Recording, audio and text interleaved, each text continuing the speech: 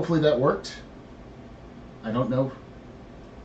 You should be able to hear Al now. So, good morning, everybody. Yep. Good afternoon, good evening, good night. Good night. We're welcome. No, good morning. Yes. For you, it might be afternoon. For us, for me, and usual Inforunner type people, it's a horrible, early, dark, cold winter's morning. But we're here. I think we figured it out. Sorry. Go ahead. No, we've got things going. Technical difficulties abound, but hey, it's only 6:02, so even with that, we're still earlier than normal. Yeah. Am I on the wrong mic? Let me double check. Chat saying I'm on the wrong mic. Properties. Is that better? We didn't do our sound check. That's probably no. I did your sound check. I couldn't hear myself, but so I didn't know because this is a brand new setup. I usually set everything up fine. So I see you're getting cable, getting fiber. I got fiber. This is actually me streaming on fiber. So, it's right. I get it. Inforunners. So, AstroPub test guinea pig for fiber. Right. Exactly. I did a bunch of changes to. I did a bunch of tests beforehand to make sure everything works. So I'm now streaming at upload speeds of 200 to 300 megabits because of my current wireless setup that I have for my computer. I know wireless isn't great, but there's been an advancements in wireless since the last time I looked at it, and I'm buying 2 new wireless setups for my computers. My wife already had one, and the upload and download speeds were ridiculous. Like the upload speeds is like 300 megabits per second or Mbps, and same with the download. It's like, I didn't really need the download. You don't really need the download if you're streaming. You just need the upload. But before, to give you context, my upload speed before this was 20. So going from 20 to 200 is a bit of a jump. And also, on top of this, it is half the price of what I'm currently paying. And it's a price that's locked in for 2 years. So... In 2 years' time, they jack your price up and you cry. Yeah, but I mean, if they jack my price up in 2 years, I'll just go to another service. It's going to be 2 years from now. So I'm saving money and getting, Wi-Fi 6E. So what could you ask for? What could you ask for? That's fantastic. I noticed that someone's asking in YouTube chat, what is... No, it was Twitch chat, sorry. Nova42 says, what's the actual name for the fly with these in translation? I think it's and I believe the Sulian? Jian for fly with these is Sulian. Yeah. As Execute just says, just my name with an S instead of a J. Yeah, instead of Julian, it's Sulian. So yeah, for those of you who don't know, X is gone. So me and Al are now taking over. So congratulations. You've now entered another a Lord podcast. We are now this is now the Lore Runners. Do not resist. It's interesting. I was going to the shops the other day and walking as I do, and I was thinking, Inforunners, Lore Runners. I was doing the same thing. So picking up that whole idea of from the Twitter chat where you've been teasing Execute. I was teasing Execute, yeah. So honestly, Execute, I talked with Execute about this, and Execute wanted me to get this set up because he's like, sometimes if I can't do it in a week and I need somebody else to do it, then Paul can jump on. And I have this all set up now where I could literally just record episodes of Inforunners if I wanted to. We don't mind if you yeah, I know. But I am going to do this as well. Make sure that if you're watching this, you hit the like, subscribe, and hit the little bell notification if you're watching this on YouTube. It helps us out a lot. We do this quite frequently, and it's always good to see more people. So, I will say, X and I we've been watching the analytics over the last few weeks, and one of the things we did find is the last few weeks, we seem to have found that the likes, subscribes, and all that stuff has increased, and it has an impact. It really does. We were surprised at how much of an impact it actually does. So in Twitch, I'm being told that we're being told that I'm a little bit low. I turned you up. I think I turned you up, so you should be good now. Yep. You were. I will also. When you initially came in, you were super loud, and I'm just like, oh no. So Yep. On other news, we don't have a usual bot. No. So that means, unfortunately, your questions aren't coming across into the Discord, which makes it really super easy and puts them onto perpetual list. It means today and while X is away, if we don't answer your question, yes, put it in again, because it probably means we've missed it. yes, this is the only time we'll say that. That's right. Normally it is. Otherwise, normally I'd say, no, don't put it in again, because it just makes it. We end up with pages and pages of repeat. But today, and while it's the way, yes, put your questions in if we don't get to them straight away, because I've got, I don't know about you, but I've got Twitch and YouTube up with both chats screaming up. Yeah, I'm both up to as well, so I'm trying to like follow them. We didn't know if this was going to work, and it did work, so I'm happy about that. So it's a matter of now it's just a matter of making everything. At 5:58, Astros can't get. I'm not sure I can get Twitch working. Yeah, no, I didn't know if I could get Twitch working, and I just ran an experiment and it worked. So I was like, I'm good. This is good. In fact, I might actually cheat and do this for myself as well. So I can. You're using the one that X uses? The multiple outputs, yeah. The only problem with it is that it means I can't use the restream chat because I usually have the chat up. So I'll probably I might go back to this eventually. So what you'll need to do is just get the bot that we use. Yeah, and then you're laughing. Yeah, that's good.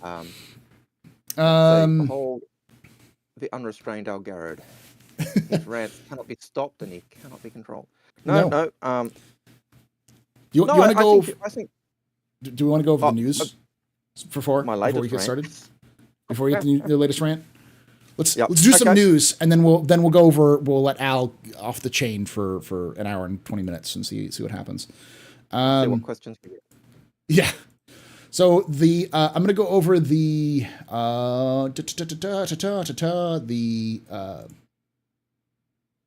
This Week in Star Citizen. So I can get over it really. I'm not going to do the crazy switch over that X does. I'm just kind of going to read through it.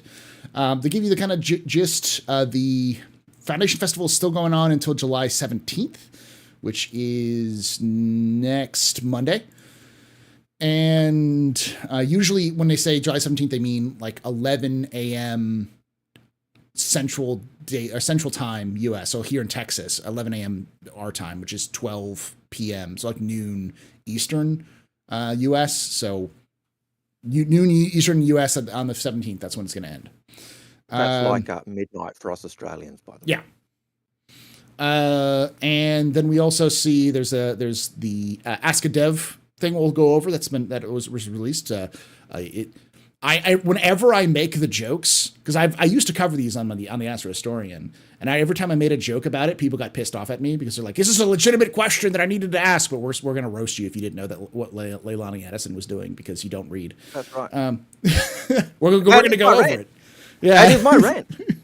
And then we have the Roadmap Roundup, which has got some pretty good information. And then, of course, we've got there's a Friday. There's going to be a Star Citizen Live with senior tools and tech content creator Sean Tracy and lead gameplay programmer Duncan DJ Bunting as our guests for an update on the Arena Commanders past, present, and future.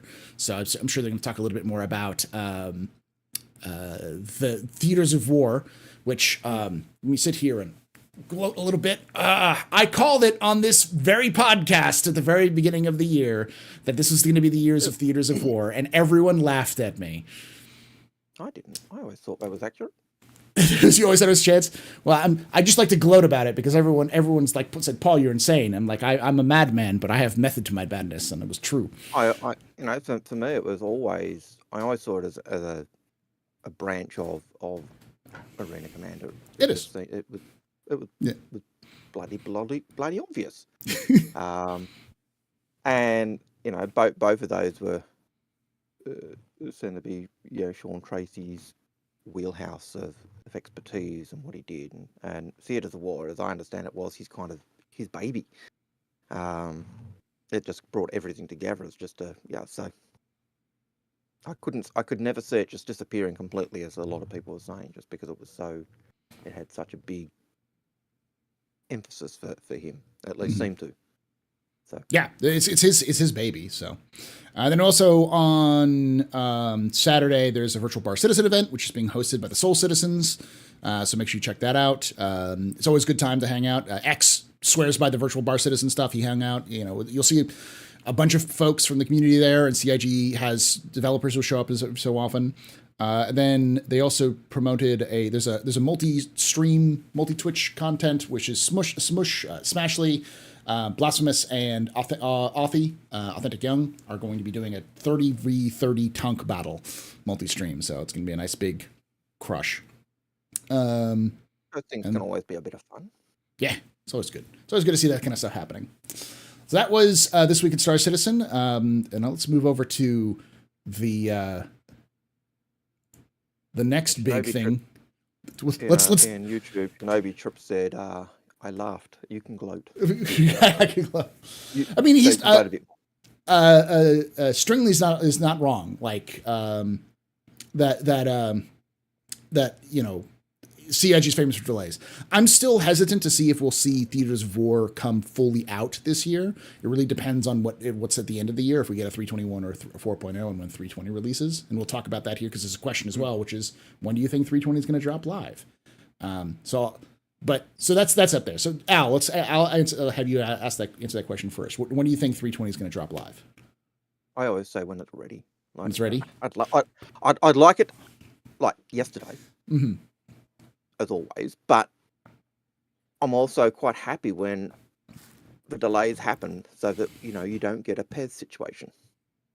Because if a patch drops earlier than it should, you get a PES situation, and we all know what that's like. So yeah, I'm torn. My initial thought was that it's going to happen in October, because almost always, because for those of you who don't know, CIG routinely, the Q3 patch, they've always said will happen after CitizenCon or around CitizenCon. It's a CitizenCon patch because they got a bunch of stuff they got to do. That was back when they were doing live CitizenCons. But for those of you who don't know, they've been doing PTU builds, ePTU builds, or Evocati PTU builds of 320 in very limited, like Arena Commander, 200 players. Like they've been doing some very limited testing of 320. There is targeted testing, and it makes you go, what's going on? Like, what are you doing? This seems to be indicating that it's kind of going to come out sooner than CitizenCon, which is unusual. So this one's hard to tell. I'm still, to be safe, I would say don't expect until the end of October, but I wouldn't be surprised if they dropped it early now that they're trying to do a lot more testing and such. So yeah, I tend to think it for me, that type of feeling that it could come out earlier screams that same type of stuff I keep feeling I'm getting when I read the monthly reports, and that is, we're finishing stuff off, we're finishing stuff off, we're finalizing, we're finishing stuff off, we're polishing. I swear in the monthly report for Squadron 42, there was half a dozen times they were talking about polishing and improving, doing stuff that was going to improve performance. And that's stuff you don't do if you're still working on the basics. Yeah, you don't do polish passes and like performance passes on a game that's in development, because you're just going to go back and have to redo them when you add new things. So like, there's no way they don't do that. You're right. So there's lots of stuff that they are talking about that's screaming we're nearing completion. And for me, that's just indicative that I reckon the plan that I think they're going for is Squadron 42 is going to be sometime next year, whether it's end of the year or from CitizenCon onwards. We're in the twilight of the development stage, and we'll be in that polishing stage. That's my gut. Yeah, I'm with you on what that I'm one. reading. All right, so let's go over, because this is now the lore runners while X is gone, because they decided to drop that lore Q&A, which is the one they do every quarter, their quarterly Q&A stuff. I'll start with you. Go ahead, Al. Go on your rant, because the first question is: ever since Leilani Addison got elected as Imperator, we haven't heard much about her. What happened? Which is funny. Go ahead. And mine was, how on earth can you say nothing has happened? There's at least half a dozen lore posts about Leilani Addison. Let me count. 1, 2, 3, 4, 5, 6, 7, 8, 9. 9. There's been 9 lore posts about her. And some of them are hidden. Some of them, there's my favorite is Tyrrell. I've forgotten his name. Tyrrell. Terrell, yeah, I know you're talking about Plain Truth, right? Plain Truth. Plain Truth. Yeah. I got his name right before the show, and I stuff it. But I hate him. But this time, I actually think he's on the. He's a Karen. He's a conspiracy theorist, and he'll always get a little nugget, and he'll chase it down the rabbit hole. He's got a theory that someone is behind Leilani Addison pulling the strings, just because she was such an unknown. She went from an obscure, little-known academic to all of a sudden Imperator within a year. Mm-hmm. And to me, that there's just something going on. And she's a Xianophile. She loves the Xian. Her formative years were on a system that Xian are living and functioning and operating. Everything to me screams she's a puppet. Yeah. And yeah. I also would like to point out that like CIG lists all 9 articles. They have the receipts. When somebody says we haven't heard much about her, like, and to give you context, when she was elected was 2020, so 2950. It's now 2023, or 2953 in lore. CIG stopped doing lore updates, like regular weekly lore updates or monthly lore updates, back in 2022. So that means that there were 9 articles between 2020 and 2022, which means that there were 9 months of lore updates on just Leilani Addison out of what, 36 up. It's like Yep. a not insignificant amount of lore updates on Leilani Addison. Yeah. Parker Terrell, thank you. Yeah, Parker, That's the name of it. Parker Terrell. Yeah. So that was the first one, or one of the first ones. Parker Terrell saying who's she beholden to, who's pulling her strings, who's supporting her, who's doing all this stuff. And then there's the whole regen stuff.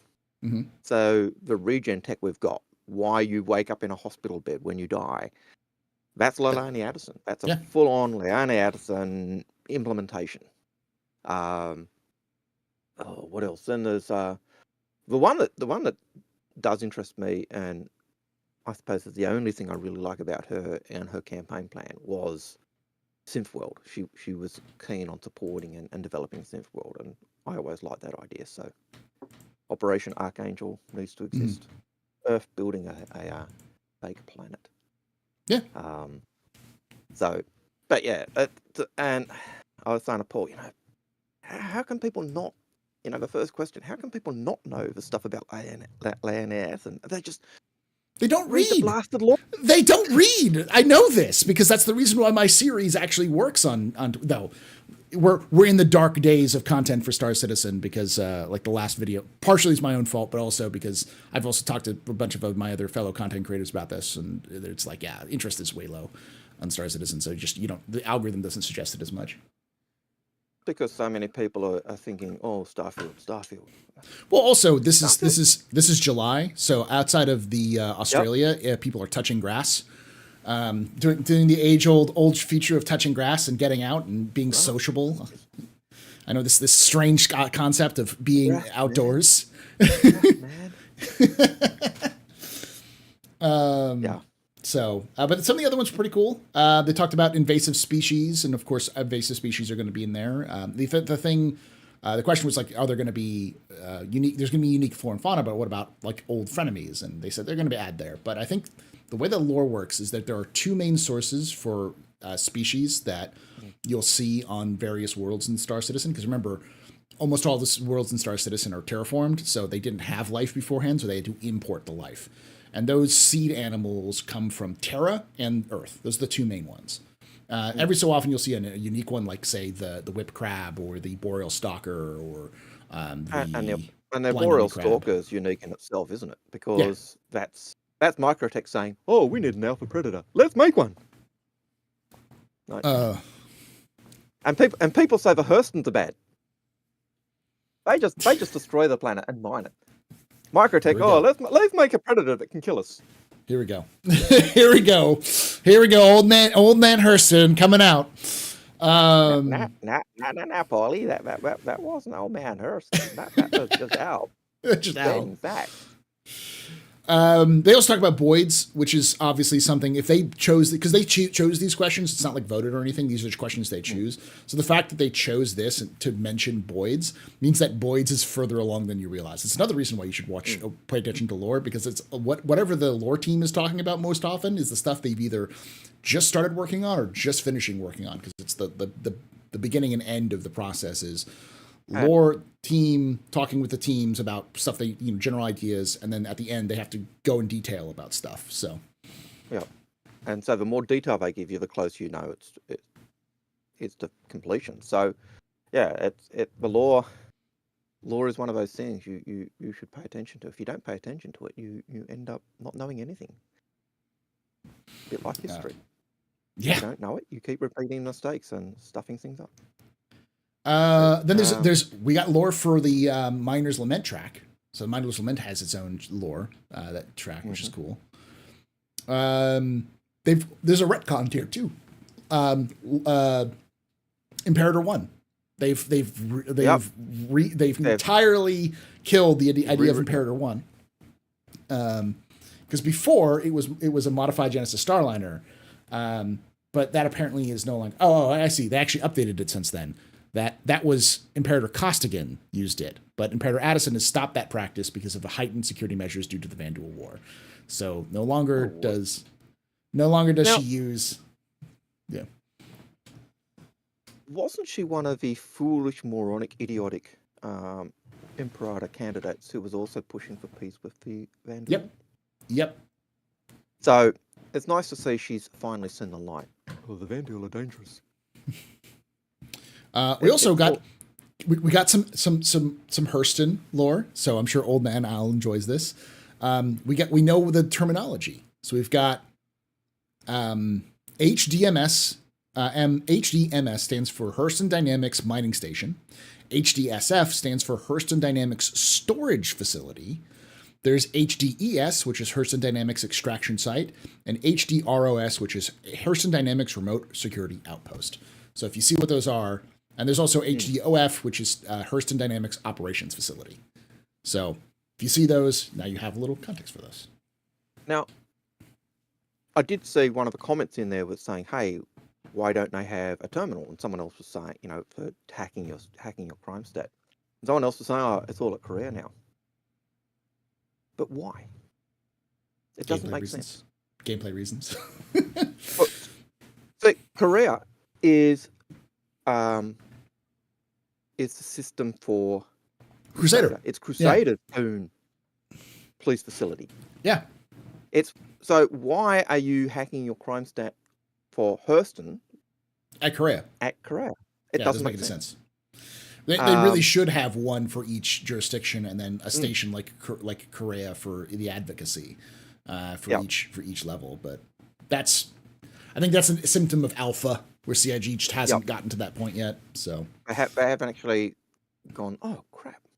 Well, because they also have to extract the criminal. Like right now, you just get criminal stat. Like if you get a criminal status in Hurston, you're criminal all throughout the system, which shouldn't happen. Because no, and even in law, they've talked about you could have crime stats within Hurston where you've broken the Hurston laws, but but yeah, we're cool. You haven't broken our laws.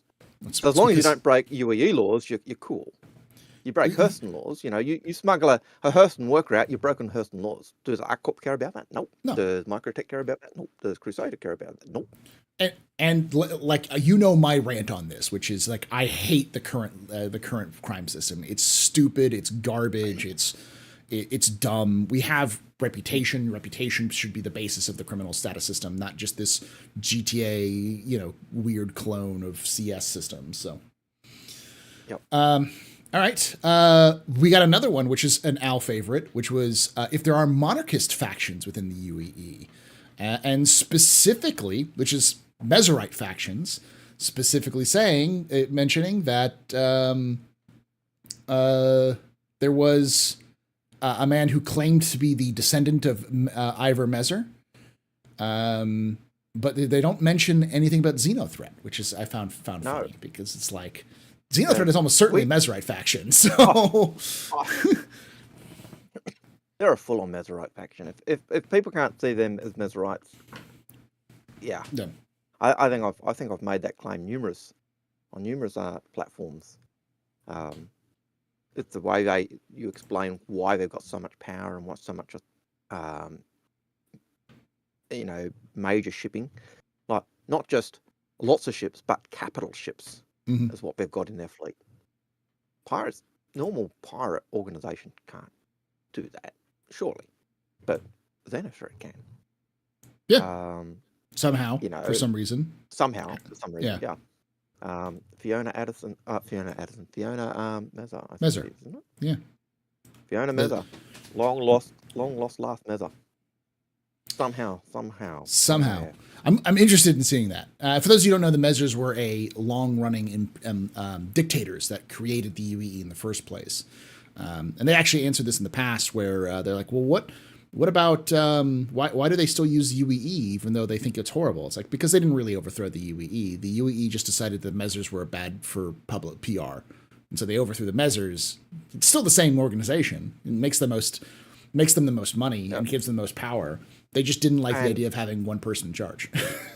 It's almost like the Mezers were the end of the fire, the bad emperors, and then you get Diocletian come along and do the triumvirate, the idea of it's that's that basis. It's kind of like nothing fundamentally changed about the UEE except for the fact that they have powers now distributed better rather than being in one hand. So. Yeah, so the Mezers kind of had all power, and then what they did is they split the power up. So you got your three key positions that are working within the government, which makes life a little bit easier and a bit harder for one person to take control. And then you've got the 10-year term rather than lifetime. Yeah, but they tried to change the name. People don't remember that they tried to change it to the Democratic Stellar Union and make it more democratic, and almost abolish the citizenship system, and that fell on its face because people were like, "But the economy," and that sounds like some terrorist. Well, it's also where the Transitionalist Party comes from. They're the old supporters of the Governance Modernization Act, which is what it was called. So. Yeah, I think I'm a good Hurston just because I'm a centralist at heart. I think. Yeah. Just transitionalists are a bit too extreme, wishy-washy for me. All right. So then there's another question about Stormwall. They have a detailed answer about what Stormwall tastes like. Apparently, it's not very good because Stormwalls are mostly made up of like hydrogen bladders or like float bladders. Rubber. So they're basically rubber. What got me with that one, though? That one didn't seem to make as much sense because Stormwalls are protected by law. We don't hunt them. No one hunts them. No. And then they talk about how traditionally you cook them, which means if you're traditionally cooking them, there's obviously a history of hunting them and killing them and doing everything else to them. It could also be that, like, for some reason, Stormwalls float when they're dead, like because they die doesn't mean they sink into there. So they could be harvesting dead storm walls as a means to like just figure out and inspect them and stuff like that. So the question is, what does a freshly killed storm wall taste like? That's a good question. Because we're probably eating carrion. Yeah. If we're taking that one, and that could have a whole impact on the freshness or the amount of meat or nutrient that you could get from the storm wall. But Al, let's you're a historian like me. You understand, like, the one thing that humans are going to ask, there's two things that humans are going to ask about when it comes to anything new. Three things. One, how do you kill it? Two, can you procreate with it in some way? And third is, can you eat it? Those are the three questions in that order that people will ask. There's a fourth one. What money can I make off it? That's true. There we go. That's traditionally the four questions that everyone asks. Yeah. Can I kill it? Can I eat it? Can I bomb it? Can I do the horizontal monster mash with it? All right. So Randy Duno, I have a question to try and pull us off our law rant. We're almost done. If you could only have one, which would you choose, Polaris or BMM? Polaris. The BMM is nice, but it's like, it exists. The Polaris is a better one. I think it depends on what you want to do. Like, both of them have a hangar. Both of them have a garage type area so you could put vehicles. If you're after combat, you're definitely Polaris. If you're after trade, definitely BMM. If you're an alien lover, then definitely BMM. If you're a UEE lover, then Polaris. But it really, I think it comes down to what your focus is. If you're a combat person, you're not if you don't go Polaris. If you're a trader, you're a nut if you don't go BMM. Or which is cheaper. Well, I mean, personally, I think the Polaris is I wouldn't be gut shot. I wouldn't be totally like upset if the BMM disappeared tomorrow, just because it's a nice to have for me, but it's not like a necessity. And I think the Polaris offers more gameplay and more variety than the BMM will, because the BMM is basically a cargo hauler. Yeah, it has combat abilities, but it's an 890 jump that's a cargo hauler. So, and because they've changed the lore of the Banu, like originally the Banu were just, the family group lived on their BMM. Yeah. And the BMM was this generational ship. And so when the Banu needed a navy, they all banded together. So their BMMs were basically their navy as well. So which is kind of answers why they're so big and tough and heavily armored. But now we know that there is a Suloi that builds fighters for them. Yeah. So as they developed the lore on what a Suloi was, that changed the whole basic fiber that we understood for the Banu. And then the BMM was supposed to be limited because it was, the generational ship that they have, but they've sold so many of them. I think that the law has to change that the Banu have been producing BMM for human consumption, for the human market. And that changes the whole lore aspect of the value of a BMM. So I think you're right. It's gone from being that kind of semi-militia, merchant, family, everything ship to more a straight merchant. It's at best it's a Banu business ship. It's like where the Sulis. It's a Suli ship. Is all it is. So it's become like that sort of general. To tackle some other questions pretty quickly. Go ahead. Yep. And I was going to say, and that means when you've got Sulu that are building their military ships, like the Defender is built by specific to Sulu, totally changes the understanding of Banu. Just on that, just second you change that a little bit, you've changed the whole culture and the whole understanding that we had up until recently. So there's more to learn. Yeah. Another question. I'll answer a couple more questions here real quick. Let me change up some of this. I think it's my camera. Roll back to you, see if I can find some as well. There's a couple of small ones. Like one of them is Paul officially a main cast Inforunner? I've been a main cast Inforunner for years. It's just the two consistent Inforunners are going to be X and Al because they don't have other content that they produce. Al, you'll see Al on the Lore Citizen podcast, which we need to do again at some point. Yep. And you'll see X on other places as well. But like generally speaking, this is their main content hub, whereas I have multiple content hubs, and some of us others do. But Loken, Badgers and Loken and Badger, Paul, Space Tomato. We're all main cast Inforunners. So, and there goes Al. He'll come back.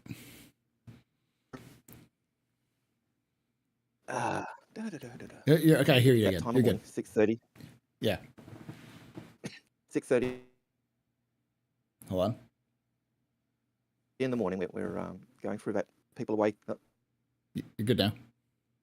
Still, I hope I'm good. Yep. So yeah. We're all part of that kind of main cast, basically it's if any of us can just shout out at each other and be like, "Can you come on?" and they'll be like, "Yeah," that means you're a main cast. That's just how that works. All right, let me fix Al's camera real quickly because I think that's. Let me refresh that. There we go.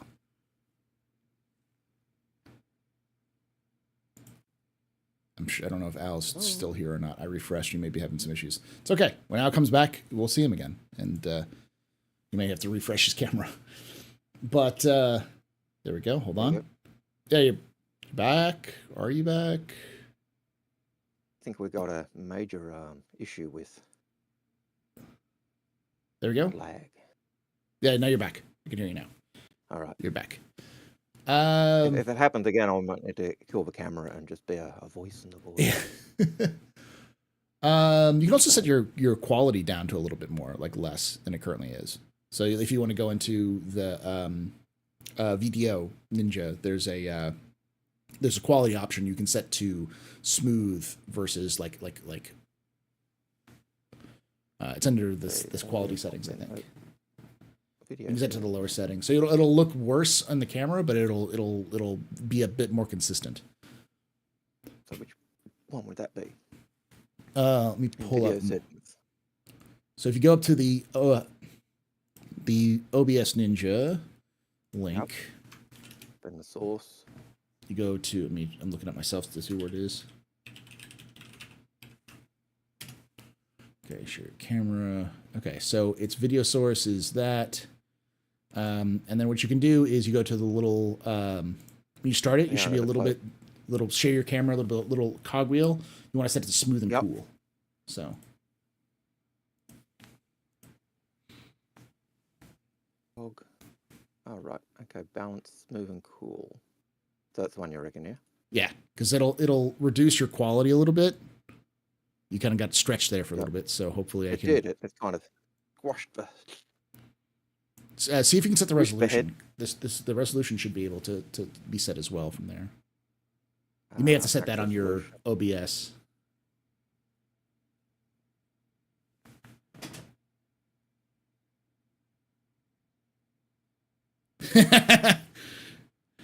I can screw things up really badly. That's good now. I think I'm going to be stuck with a squishy head. Okay, that's fine. We're experimenting, chat. Yep. Oh. I'd set it to 1280 by 720 if you can set the resolution for that. That should fix it a little bit. Resolution. Hey, thanks for that 4 months, Nova.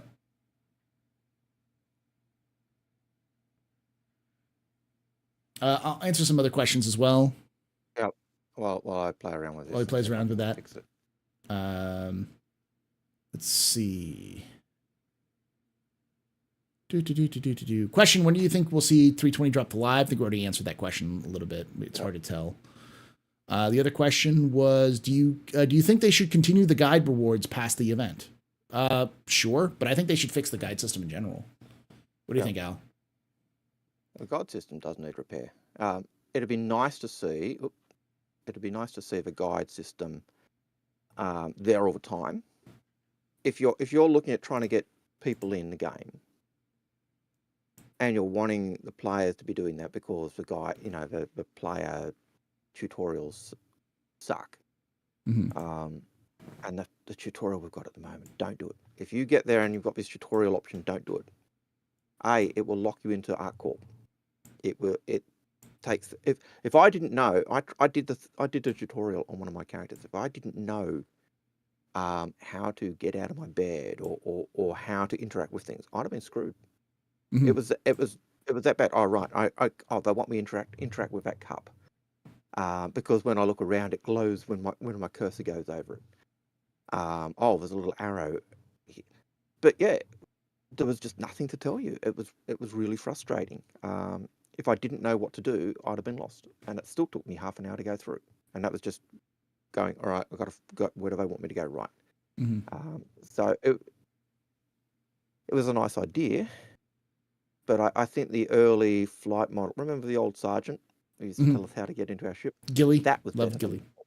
Gilly. Oh yeah. That was better than what we've currently got. I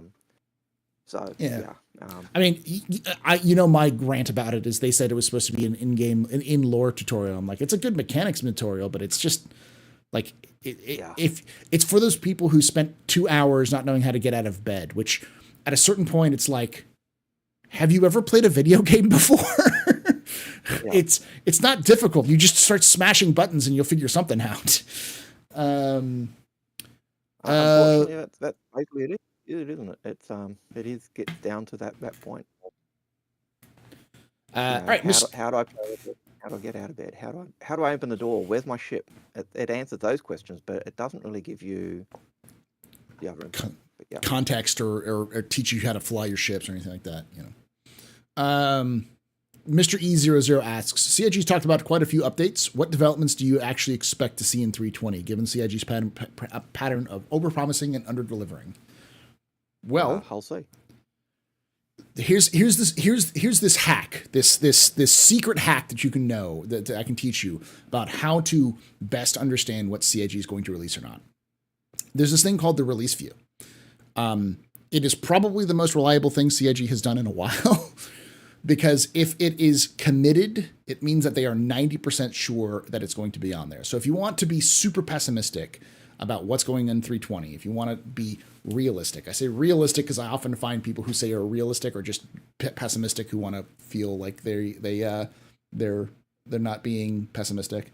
There's also more nuances, but if you just weren't looking for the basics, let me look up the release view right now and I'll tell you.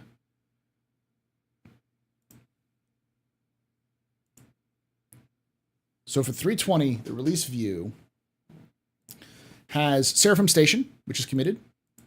It has Arena Commander front end, Arena Commander racetracks, Arena Commander dogfighting, Arena Commander elimination Echo 11, Arena Commander experimental game modes, dogfight mode on the racetracks, security point Korea, and salvage cover-up missions. Those are all committed. And then the improved wheel handling and the whole C. Those are what. So anything that's committed in those lists are things that CIG is 90% sure it's happening, and CIG has not yanked a committed table, but like twice since they've done this, and both of those were end of the year patches when CIG does CIG things like that. Yeah.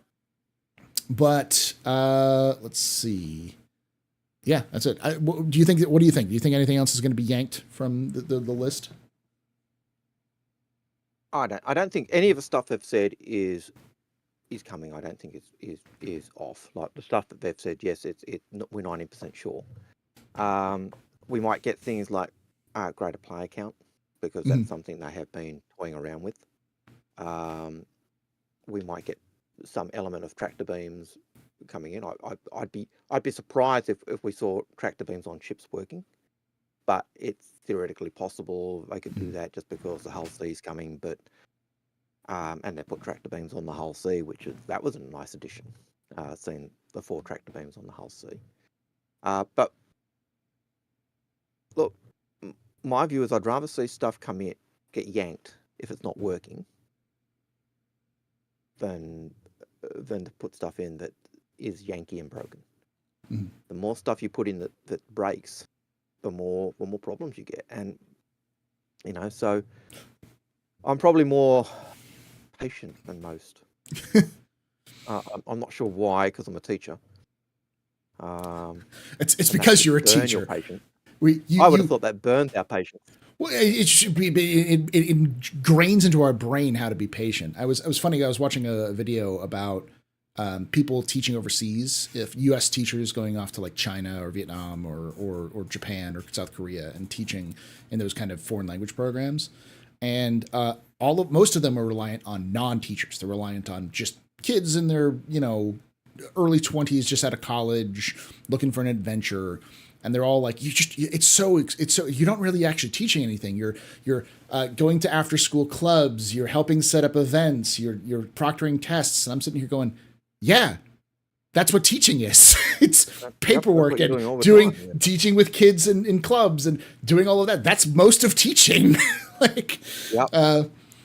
think it's just a bunch of non-teachers realizing what teaching is. You have to have a lot of patience, and you're like a babysitter as well as on top of this. It's like, yeah, that's teaching. Yeah. Not only do you have your program, your syllabus that you've got to teach, but you're also, the social worker, the surrogate parent, surrogate parent. You've cut yourself. Oh, yeah. goodness, You could be thinking, Oh my God, you've got an artery. Yeah. Okay, you'll be fine. Just put pressure on it. Oh As you're gosh. keeling over, faint, but yeah, Yeah. it's And so many from people are like, why do they have so many meetings where nothing is talked about? I'm like, that's because that's just teaching. For some reason, no matter where you go and where you are in teaching, people have meetings for hours that mean nothing, that say nothing. And then, of course, I'm sure you guys are the same. You've got your government that says, and you've got to have this meeting and do this meeting and and this here's training. this meeting about how to, don't do unspeakable things to children. It's like, why do we have to have this conversation every year? It should be implicit. Do not do stupid things with children, you stupid idiots. But I guess our colleagues sometimes do stupid things anyways, even though they know they're not supposed to. But Yes, indeed. Yep. All right, so let's say we've got a couple of questions here bursting in. Nova says, chances the Sulian is an alien Vulcan. Yeah, what are the chances the Sulian is an alien Vulcan / Crucible type ship that falls between those two? I would say no. I think it's low, but I think we answered this question last week as well, because I remember said like I don't think we're going to see any alien ships that aren't explicitly already created. Like I would almost certainly believe we'll see like a heavy fighter from Aopoa, or like a larger cargo runner or a smaller cargo runner from Gatak, or like that kind of thing, because they already have the style guide. But anytime they have to do like a new style guide, because a Vulcan or Crucible type ship might be a completely different manufacturer from Gatak, because Gatak is just industrial, so that may fall into a different house rule. That means they'd have to come up with a brand new style guide, and they won't do that. They're kind of burned on style guides right now, especially for alien ships. And I think, like, if you're looking at Sulian, based on what we've been told in the leaks, it was Gatak, which meant it was industry, and so taking it's Gatak and industry and the name, that was all we basically had. Then we went, okay, well, what could it be? And so that's where we started exploring the possibilities. But that was all speculation. RCIG doing it? We have no idea. It seems to have disappeared. Could it be they were just putting out a fish to see where the leaks are coming from? Possibly. We know that 90% of the leaks they put out are deliberate. It's stuff they want to get put out. So could they do an industry style alien ship? If they did, it's one that's been built for the human market. Mm-hmm. Like even the trade ships. Why do they have in law that the Xi'an signed a deal so they could get hull Cs, Ds, and Es? It's so that when we go into Xi'an space and we see hull Ds, Cs, and Es, and we don't see that, we don't see their merchant ships flying around, they can say, yeah, that's because they signed a deal, because they like these ships so much better. Like, it's blatantly obvious why they did it. It's just, So I'd like to see a ship that's, fly with ease. It's a refueler or a repair ship, but it could easily be a transport ship for passengers. You'll fly from point A to point B with ease in this new luxury transport ship. Could be a racing ship. I mean, there's so many different options. It's hard to tell until we actually have it. And the only thing you've got to say whether it is or isn't is the Gatak being an industry ship. And as you've pointed out in the past, if I recall correctly, the Gatak industry is a lot more broad than we view as industry. It can cover everything. And so that opens the can of worms. The second you take a Xi'an view of industry, the world's your oyster. Whereas you try and apply a human view of industry, then it becomes a bit more troubled. So, let me see some of the other questions. There's some other question here. Okay, saw this one. Will day 2 of CitizenCon probably drop more news? Will day two of CitizenCon probably drop more news and be more worth attending than day 1? If you have a ticket to attend CitizenCon, you have both. Yeah, you have both days. You're a nut if you don't go to both days. Yeah, like in my view, if it's a 2-day con, both days are worth attending. It's not. I don't think it's like PAX where you just go and you see what's on the place. Every booth, every panel is details on Star Citizen that you want to know. And why would you only take half your value? That's just nuts. Mm-hmm. So, yeah. I mean, do not go to CitizenCon for inside information. You will not get inside information at CitizenCon. Go to CitizenCon because you want to hang out with other citizens, with other Star Citizen fans, and maybe talk with some developers. You know, it's more legitimate to say, I want to meet Chris Roberts. I want to go to CitizenCon so I can meet Chris Roberts than it is to say, I want to go there for the inside scoop, because it's all going to be like released and people will talk about it online. Like it's not going to be, and it's going to be huge. Like they've sold more tickets this already than they've ever sold in the past. So like they're double the amount than the last time. So we're already looking at like near 3,000 people showing up. So you're looking at it, and it's the LA Convention Center. And as I've been getting back into anime recently, and like along with other shows and such, I actually was recent enough. I actually was looking at the LA Convention Center in terms of recent new events to see like, okay, when's the next LA Convention Center thing, so I can see like what it is. And it was Anime Expo, I believe. And Anime Expo is one of the biggest events for like the industry outside of Japan, period. It's huge. The people come from Japan, like producers and show creators and stuff like that come from Japan to Anime Expo every year. And if it's big enough to hold one of the biggest like events for that kind of community in America, that could show you just how big this venue is. So like with that many people, you're not going to like be able to get a one-on-one with Chris Roberts or those sorts of things. You might be able to see some of them walking around, but you know. Yeah. I can remember doing when I was doing PAX 2014 in Australia, PAX Oz in 2014, which is when CIG turned up. But I was one of their gophers, the go for this, go for that type people, who were helping. The volunteers, that's what we Australians were calling the volunteers. We were gophers. And the beauty of being a gopher was you got to see the devs behind the scenes interacting with people when the public wasn't really watching. And what you saw with Chris and Sandy and Aaron was what you see on stage. You know, the behind the scenes, they were exactly the same. The way they treated each other, the way they treated the helpers, the way they treated the other devs. I didn't see any difference, and that was huge. Just in that, just what you see with them is what you get. There doesn't seem to be any guile or hidden stuff.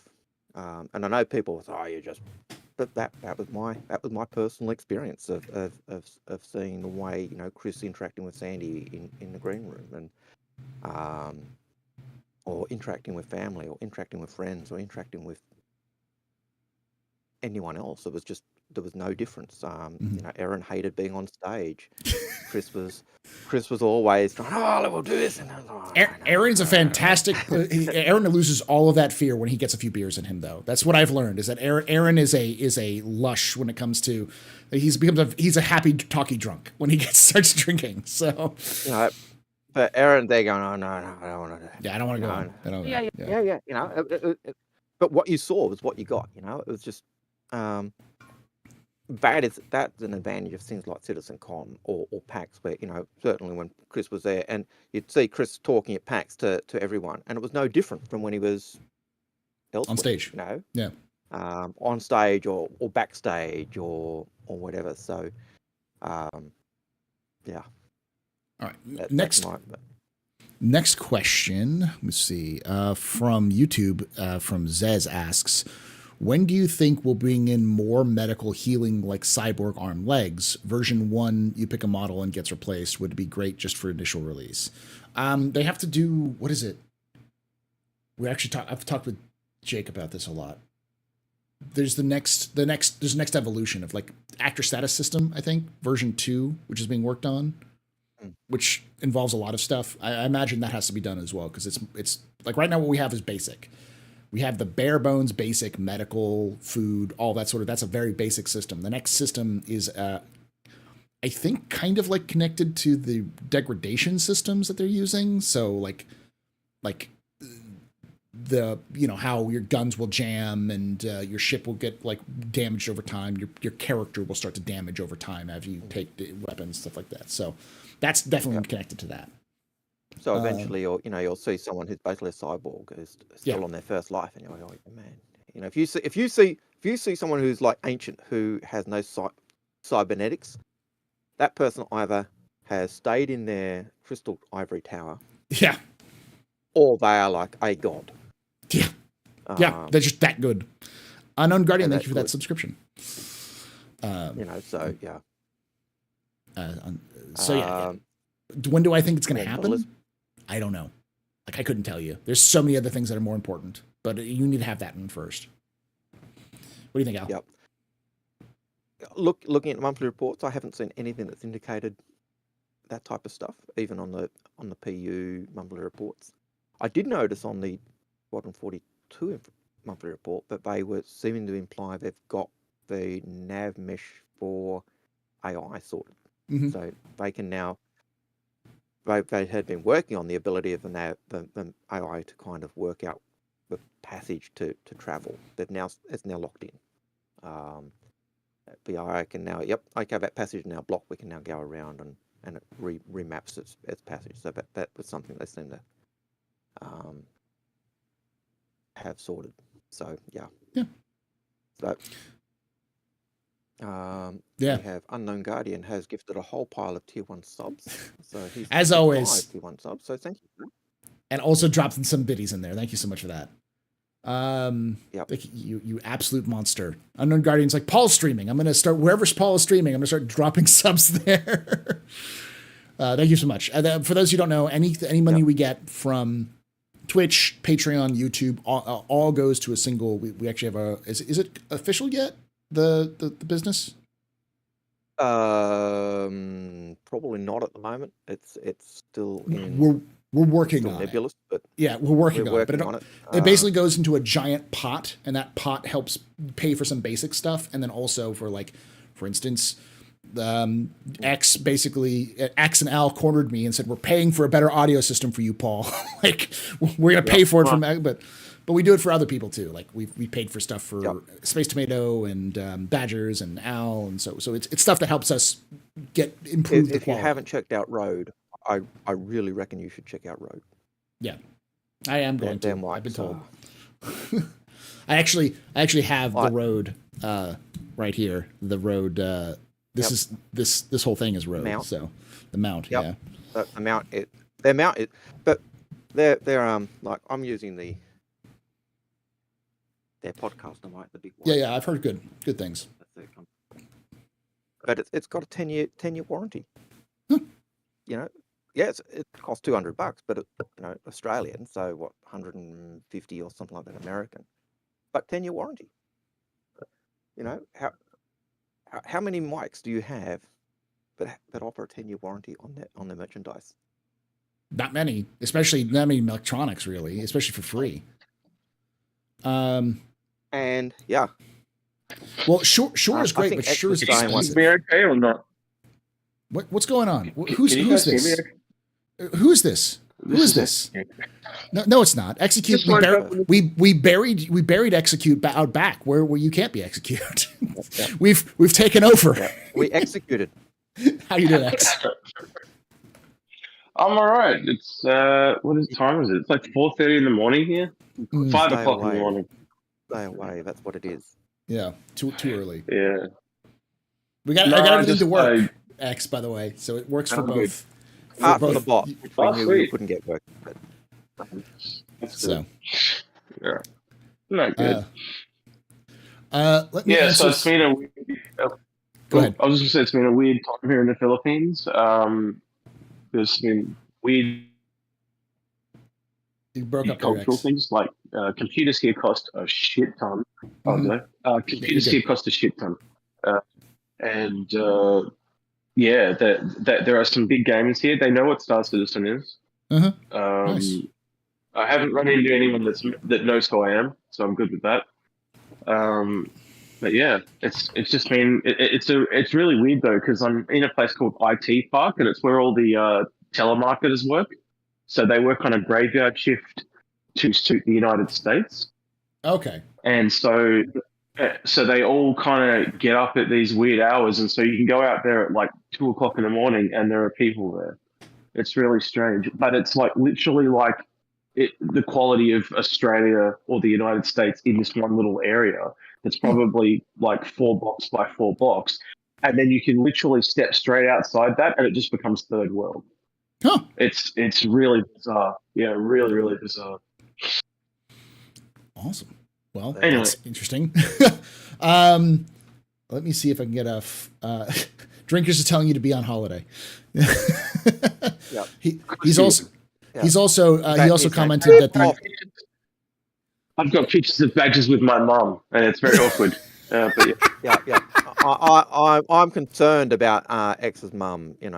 Talking to strangers, Nah. especially those with drinking problems. he apparently says Said he was a He very said friendly he's- guy, is what I said. yeah, he says he's just half the average age of the stream by being here. It's like, yes, you have drink right. badges. Yep, That's how it yep. works. Yeah. All right, Well, so I think you're one of the young. Like earlier I'm on, they were saying that 36. it was I'm one of the younger ones. You're the baby. You're the Yeah. baby. I'm the youngest, I think, on the whereas Inforunners next to who is Space. it? Loken and Spaced are the youngest. Loken and Space It's are the the youngest, babies. and Loken. Space and Loken are 28 and 29. Yeah, yeah. Loken's 31 And or badges 30. of the same ages. Yeah, you get rid of me, and the age drops like the average age drops like 10 years. So The badges are the same age as you, Paul. Yeah, okay. So yeah, okay. So, So, Loken don't and Space are the youngest. don't shit on me, Badgers. Don't go do that. We were born in '87. Shut up. Chat's asking you if you can talk to your telemarketer friends and tell them to stop calling them. Oh, right. we All right, I'm gonna be- never said it dead. I'm gonna be Well, right actually, back. Paul did. He said we buried him out. We just said we'd use that power. The age of historian. And yes, we do know that you could read the Twitter accounts. So, Randy Durnell. That's the can you ask the telemarketers to stop calling? There we go. Now I can see the screen properly. I wasn't able to see it before. Yep. Yeah, it's a bit it's using the smooth and thing in Ninja, which has screwed up the aspect and everything at the moment.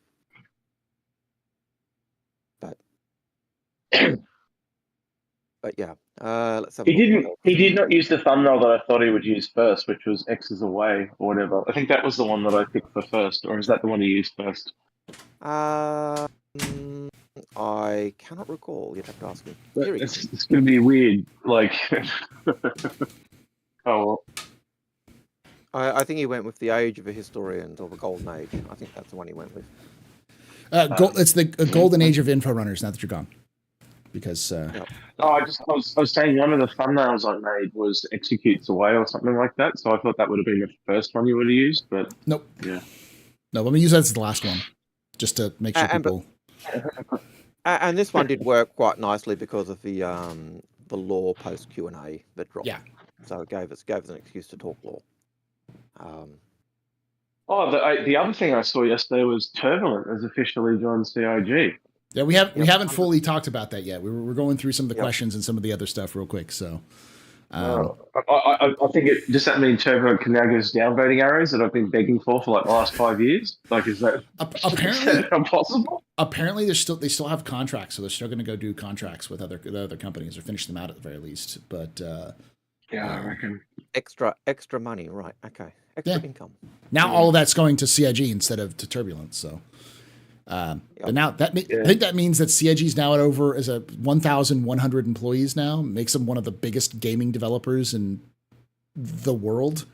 I want to say, like, I don't think there's many dedicated development teams that have over 1,000 people. GTA has so Rockstar has 1,400. Yeah, but how many of them? Okay, 1,400. It's on par. It's on par. Yeah, it's on par though. Like it's getting there. And that Yeah. was always the plan though, wasn't it? To get to 1,400. So yeah, that was 1,400 for like one studio. That was for Manchester, because that can support up to 1,400 people. So that's where they're aiming. But yeah, I think it's a good thing that Turbulent have been absorbed.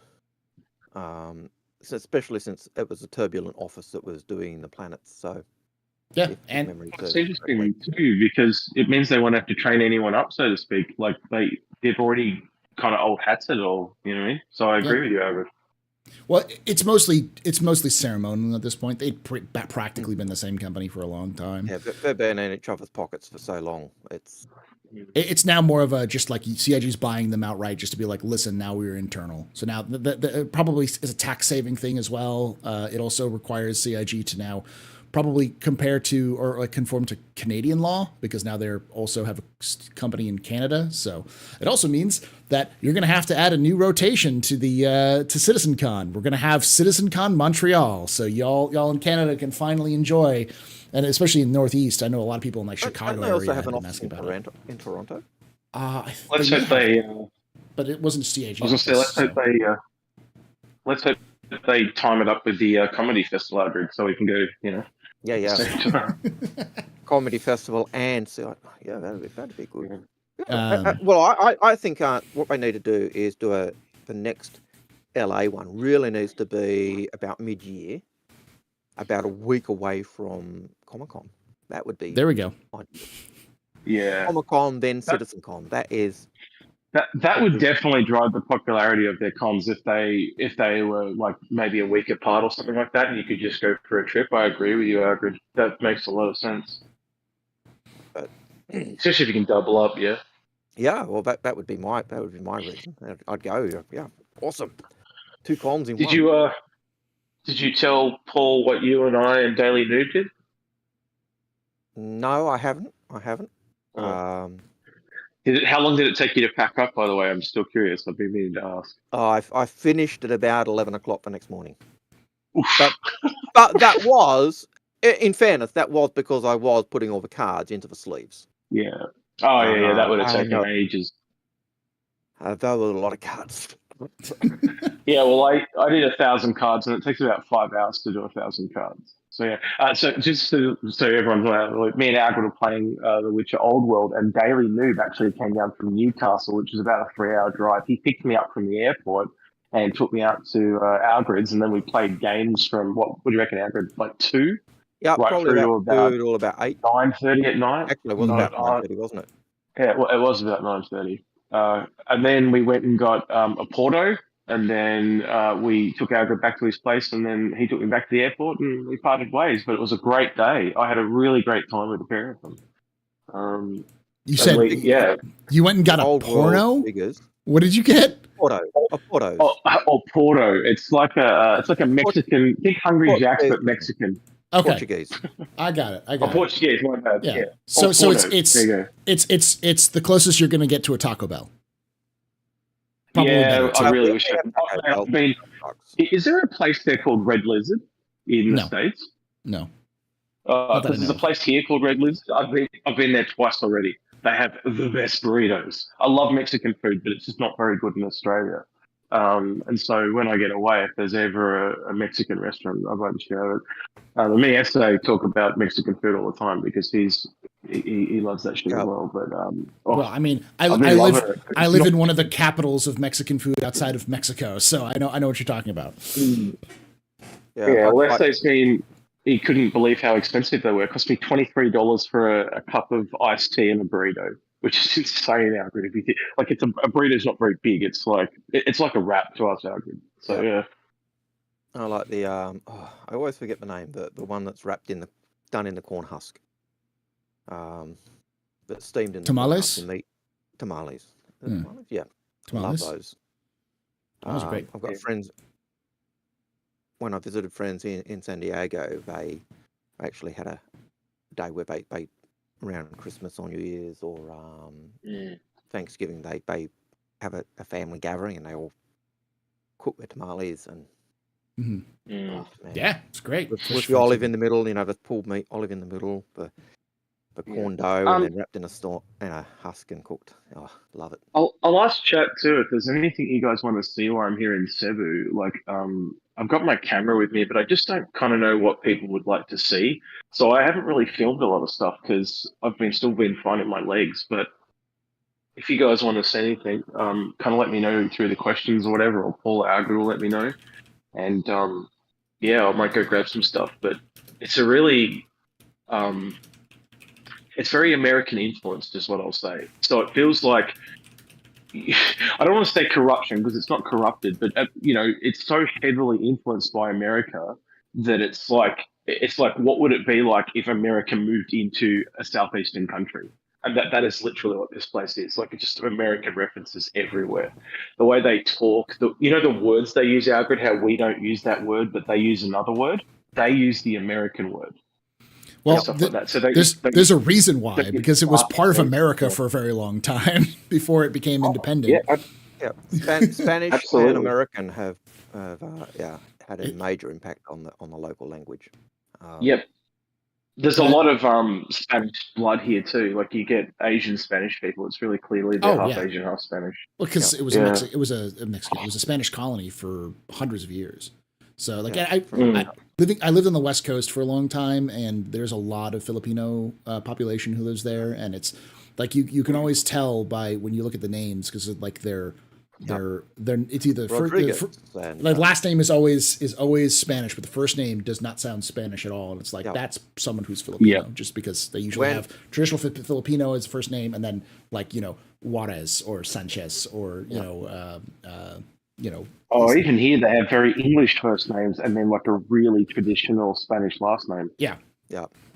When we first started getting Filipino students at our school, there was never any doubt that they were Filipino because they had the broadest American accent. Mm-hmm. I can't pick it up anymore.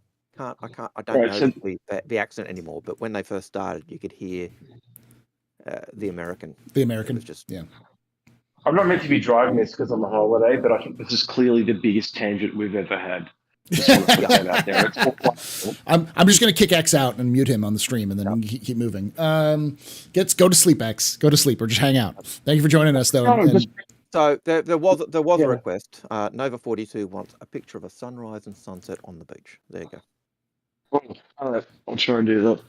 So all right. I'll let you go back to the questions, but I will sit here and just listen. Thank you, X. Yep. All right. So next question. We'll go back to some of these questions. I will do a comment. Shadow Girl says it can't be the golden age of Inforunners because Inforunning isn't in game. Yeah, but Inforunners aren't, as an organisation, aren't in game. We're outside of the game, riding over the golden age of this, gathering all the information and disseminating it to the masses. Yeah.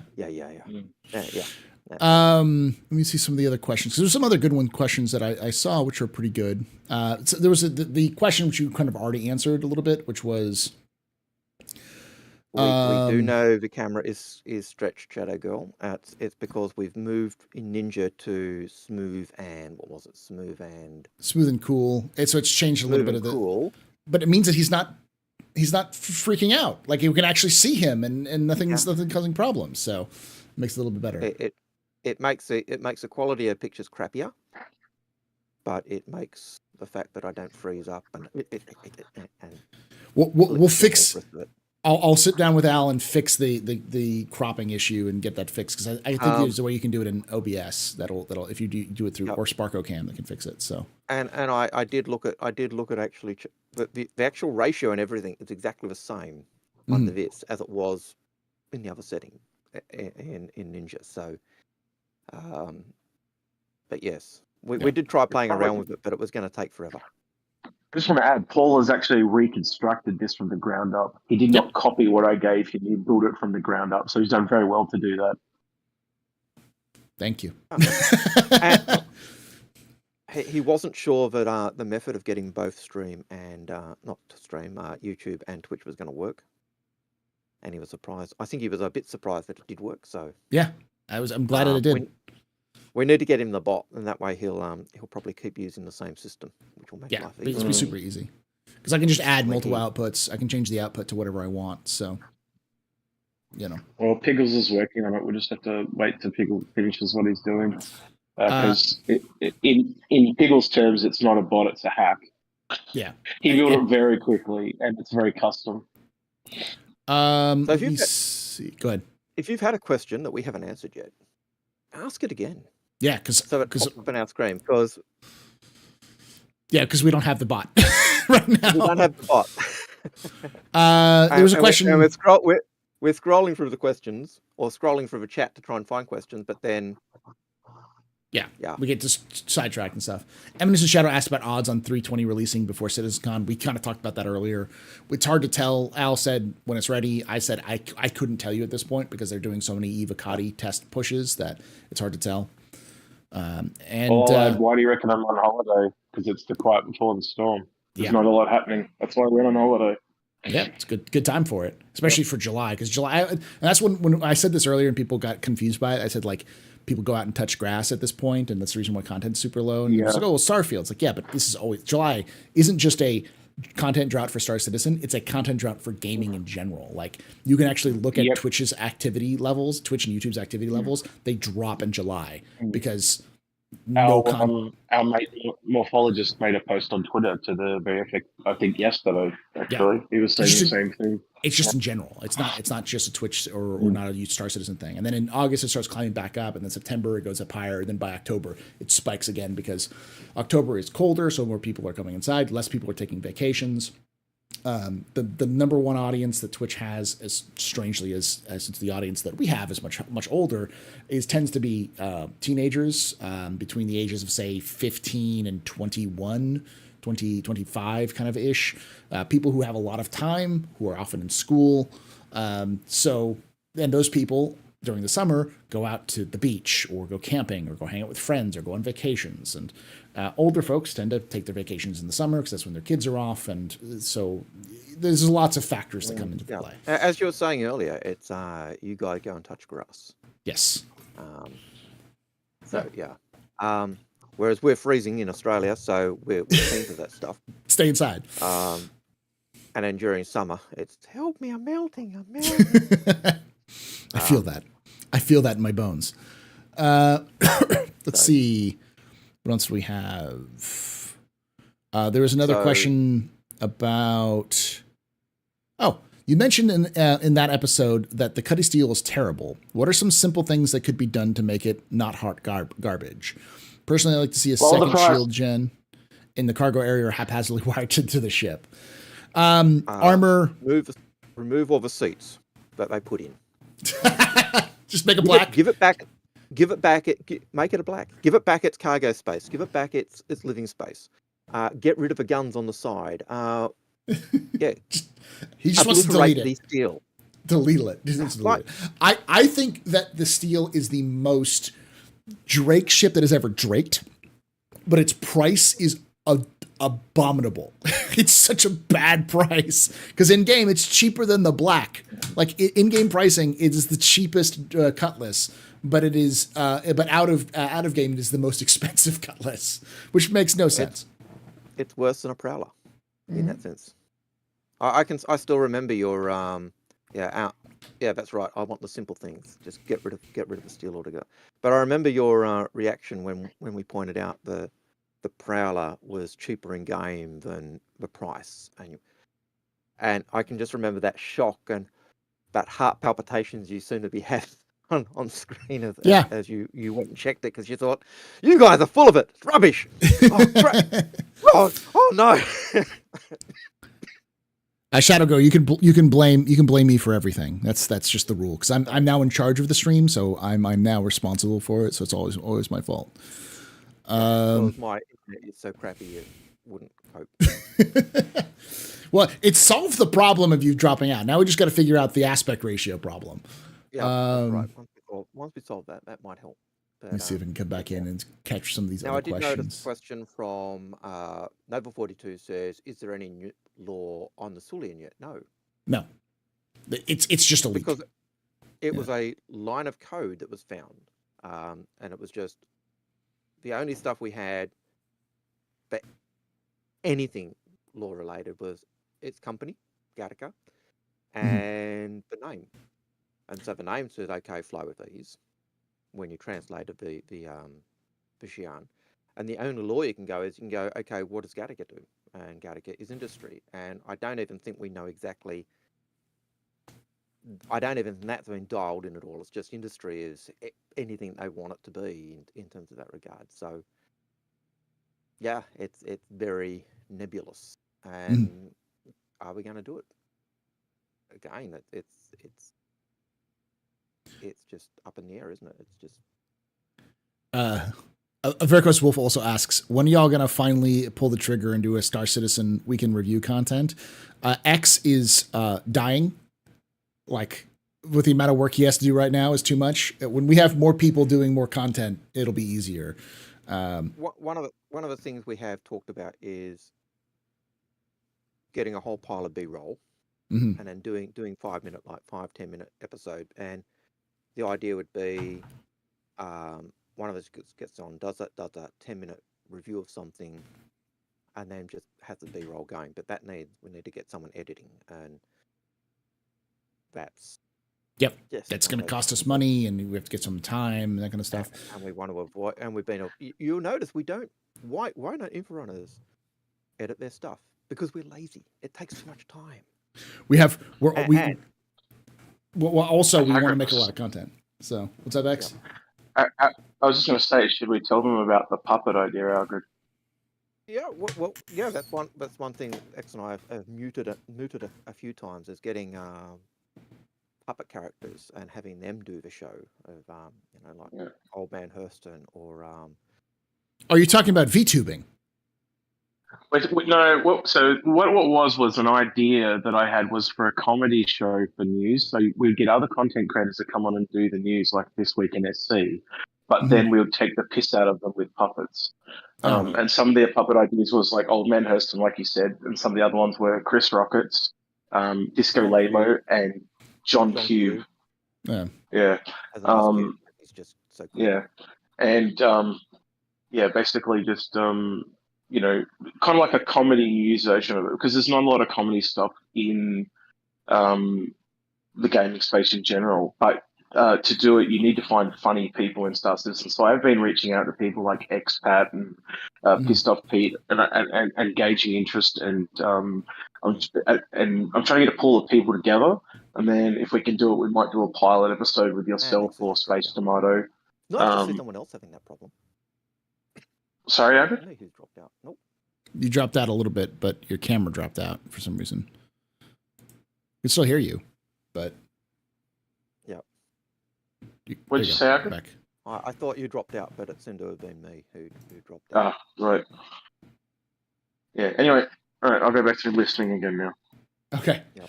The other question... To be quiet, but it's hard. It's hard. I know, because you want to chip in. Let's see. There was a question about. Please turn up Algared. This is how loud as I can get with Al. Al, you just dumped off. Unless you can turn up your side, Al, it's super low on my end, so I can't do it anymore. I've literally have you at 200%.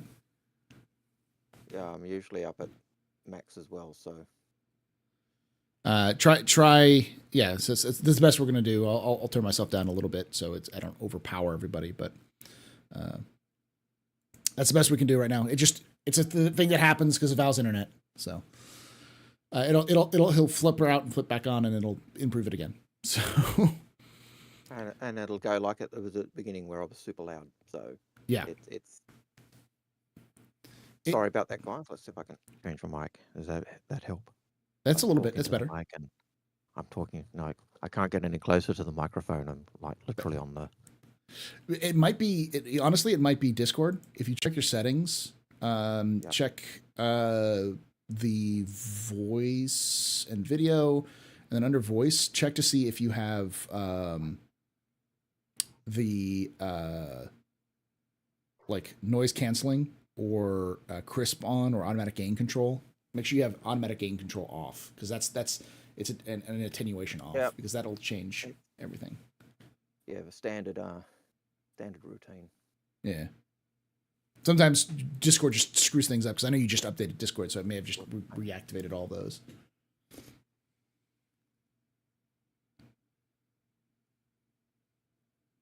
Let's see. Zeras asks.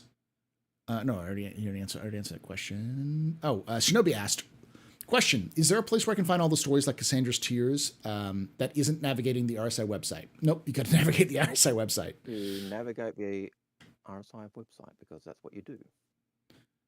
So you have to. The best way of doing it is to go to the go to RSI, go to the com links.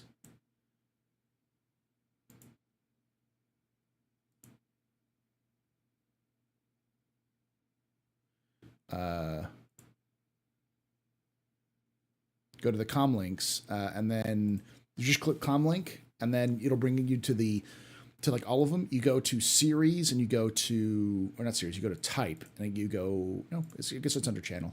Yeah, under channel, go to serialized fiction, and then hit, search under the com link. It'll pull up all of those stories, and that's the easiest way to get access to them. Com link, channel, serialized fiction, and you're done. Yeah, and that will get you the stories, but it won't necessarily get you all the news and the other law activities. So you can get all the stories, and the stories are unique because they are in law fiction, which sometimes takes stuff that's actual true, but other times it's also like fiction, historical fiction. It might take a bit of license, so it gives them leeway if you're just using the law stories. So. But things like Galactic Report, that's not in-law fiction, that's law. So you've got these two levels or two or three levels of law that come through, and that's why I'm always staggered. Paul knows I almost have a fit when people say there's no law for stuff. Yeah, it's like, are you stupid? Just don't read. It's because people don't read, Al. I've been saying this for a long time. I learned this 2 years ago that people don't read in Star Citizen, and I said that directly to Noob's face, and he said that's offensive. I'm like, it's fucking true. Like, people don't read. Like, it is unfortunately true. If it's a refrain of Paul that's been said to me today, it's people don't read. Because every time I say and go off on a rant, it's people don't read. And people don't read. Like, they don't read the monthly reports. Like, they don't read the roadmap. They don't read the lore. Like, I know they don't read because they want to. If it's not on video, then it doesn't exist. It's like they've got the what is the term that kindergartners like the children have, where like if it doesn't, they can't see it, it doesn't exist. They're concrete thinkers. Yeah, I can't remember the name of it. The object permanence. They lack object permanence unless they see it with their eyes on a video or play it in their hands, and it doesn't exist. I'm a teacher. I should have known that people don't read because you spend time, students do an assignment. You spend time writing detailed response of what you did wrong and how you could improve. And the student will say to you, "How can I improve?" And you say, "Did you read the comments?" No, yeah, of course not. All right, next question comes from Atreides, who asks, thoughts on the extent of the cargo refactor we'll see in 320. Drake mentioned that it hasn't added to the release view yet due to scope confirmation. How to put this? I think we're going to see at least enough of the cargo refactor with timers. I think that's really what we're going to see is timers, because that's what we saw with the whole C. So timers, so you go to a place, you'll buy something, and then it'll be a slowly added to your ship over time. I think it's about the most we'll get. And I think that's right. Yeah. There was an episode me and Space did on this very subject that came up only a couple of weeks ago. It should be on the Inforunners channel, the whole C one. Yep. Yeah. Go check it out. And me and Space talked about it and really went into a lot of depth on it, actually. It surprised both of us because it bore a lot of fruit for cargo, so I highly recommend it if you've never seen it. Yeah, it's great. So go watch that episode. Give it a like, give it a like, subscribe, and hit the button. You mean hold on. I got this. Right there. Like, subscribe, hit the button. Make sure if you're on Twitch, follow us. We're at 950 followers on Twitch, so we're almost 1,000 followers, which is nuts. Which is pretty nuts considering we don't actually push. But once a week, and it just only recently started. Once a week, we don't push it. Yeah. We started doing Twitch because people said, "Oh, can you do Twitch as well?" I mean, well, okay. But yeah, but like, subscribe, hit the bell, go watch that video, you know, and make sure you say you like it, because it helps. It feeds that algorithm, and the algorithm is a mean bitch of a mistress. It's people like a lot of people in our shoes think of it incorrectly. The algorithm is not your enemy. The algorithm is your friend. It's just trying to find people who will like your content. So you have to teach the stupid robot how to find people that would like your content. And so if you like the content, that means there are more people like you out there who exist. And if you like and subscribe and you comment, that tells the algorithm that this is content we should recommend. And so they'll look at other people like you, and then they'll try to recommend it to us, and it helps a lot. So it does, and it's amazing how much it can help. So please do that, and go watch the videos. Next question come. Go rewatch all of Inforunners videos again. You know, it's a great thing to fall asleep to. You can just put it in the background and like kind of listen to some of those things. And the radio hosts are debating and talking and getting aggravated with each other as we struggle with lag and everything else. But yeah, it's one of the things I found that a lot of people seem to do with our content versus, say, yours or Space's, is they won't watch the video, they'll just listen in the background like a radio as they're traveling to or from work, because of that conversational radio host type discussions that we go. Can't really do that if it's a one-man show.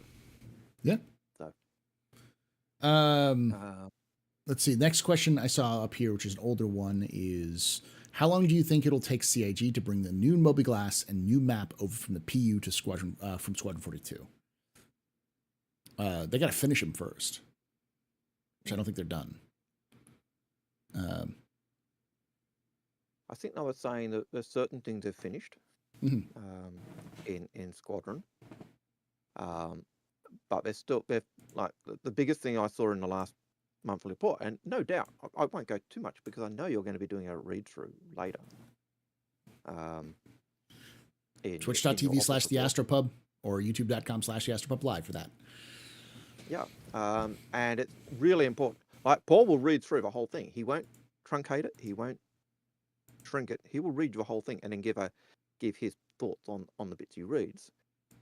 But the advantage of that is you actually don't have to read it. He will read it for you, just like a teacher. But it will give you the whole juice. But the stuff in there, the biggest one for me was they'd worked out, they'd finished the AI nav mesh, so they can actually walk around and that's blocked. They'll find another way around.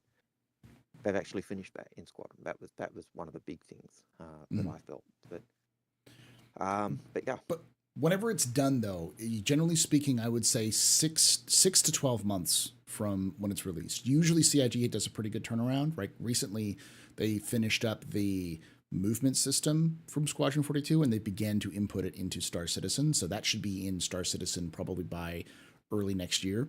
That was this last in June. They started working on the whole the parkour system, where you can like jump on and grab ladders and grab ledges and stuff like that. That whole system is being added. So I actually noticed it recently. I think it's already in the game because I tried it recently. I jumped onto a ladder and I caught the ladder as I was jumping. I'm like, what? So it may also be a system. It may just be that they have to integrate the system, because it was things like being able to jump up and then clamber on into ships. So like the Cuddy has a very small zone where you can actually clamber onto the side of the Cuddy Black. But so you need to like jump up onto a box and then you'll be able to clamber over or scramble over. But that's a very small window. So the idea is to be more procedural. So as long as you're close to the ledge when you finish, you can grab and pull yourself back up. So. And the other thing they were working on with Squadron was AI traversal into Evo. Into base walking. Yes, that's something they're working on as well. And the way as my readings seem to imply, is they've solved that by using the vault. So once you get to a certain point, the character will kind of vault into space, and that solves a lot of the problems of Bobo having with that transition. So there's lots of if you don't read the monthly reports, you are trying to work out what's going with Star Citizen with your hands tied behind your back. It really is. Those monthly reports do tell you so much detail, especially if you want to know what's going on. Just because I know a lot of people are just like, well, what's actually being worked on? It's like, well, like this is what it is. And like I stumbled upon the last monthly report that like there's been obviously they've been having some communication issues between the team that's doing server meshing and the engine team. So they folded some of that server meshing team into the engine team to kind of slow down that or to kind of like recombine that that team to make it improve it. So that I don't know what that means, but to me it immediately says server meshing maybe having some troubles. So like even if you want to set yourself a more realistic idea of what's going on, do that. So I think Al dropped out for a moment, but because it's coming around that time as well. Yep. Yes. And you're back. So it's pretty quick. So we're not seeing this huge delay now, which is nice. Mm-hmm. But I can, so your camera's not on, but I can still hear you. There you go. You're back. Yep. So You broke up. there's a question from. Go ahead. So Tom Van Doren has a question for us. His question is there a CCU chain guide for the festival? And at this present point in time, I don't believe there is. I think we'd need to drag Lemming. Lemming's probably one of our mods, and he's probably, in my opinion, one of the better CCU guide people at the moment. He tends to keep his finger on the pulse. Lemming is here. Lemming, do you know if you can hear us? Is there a CCU that you can hear of?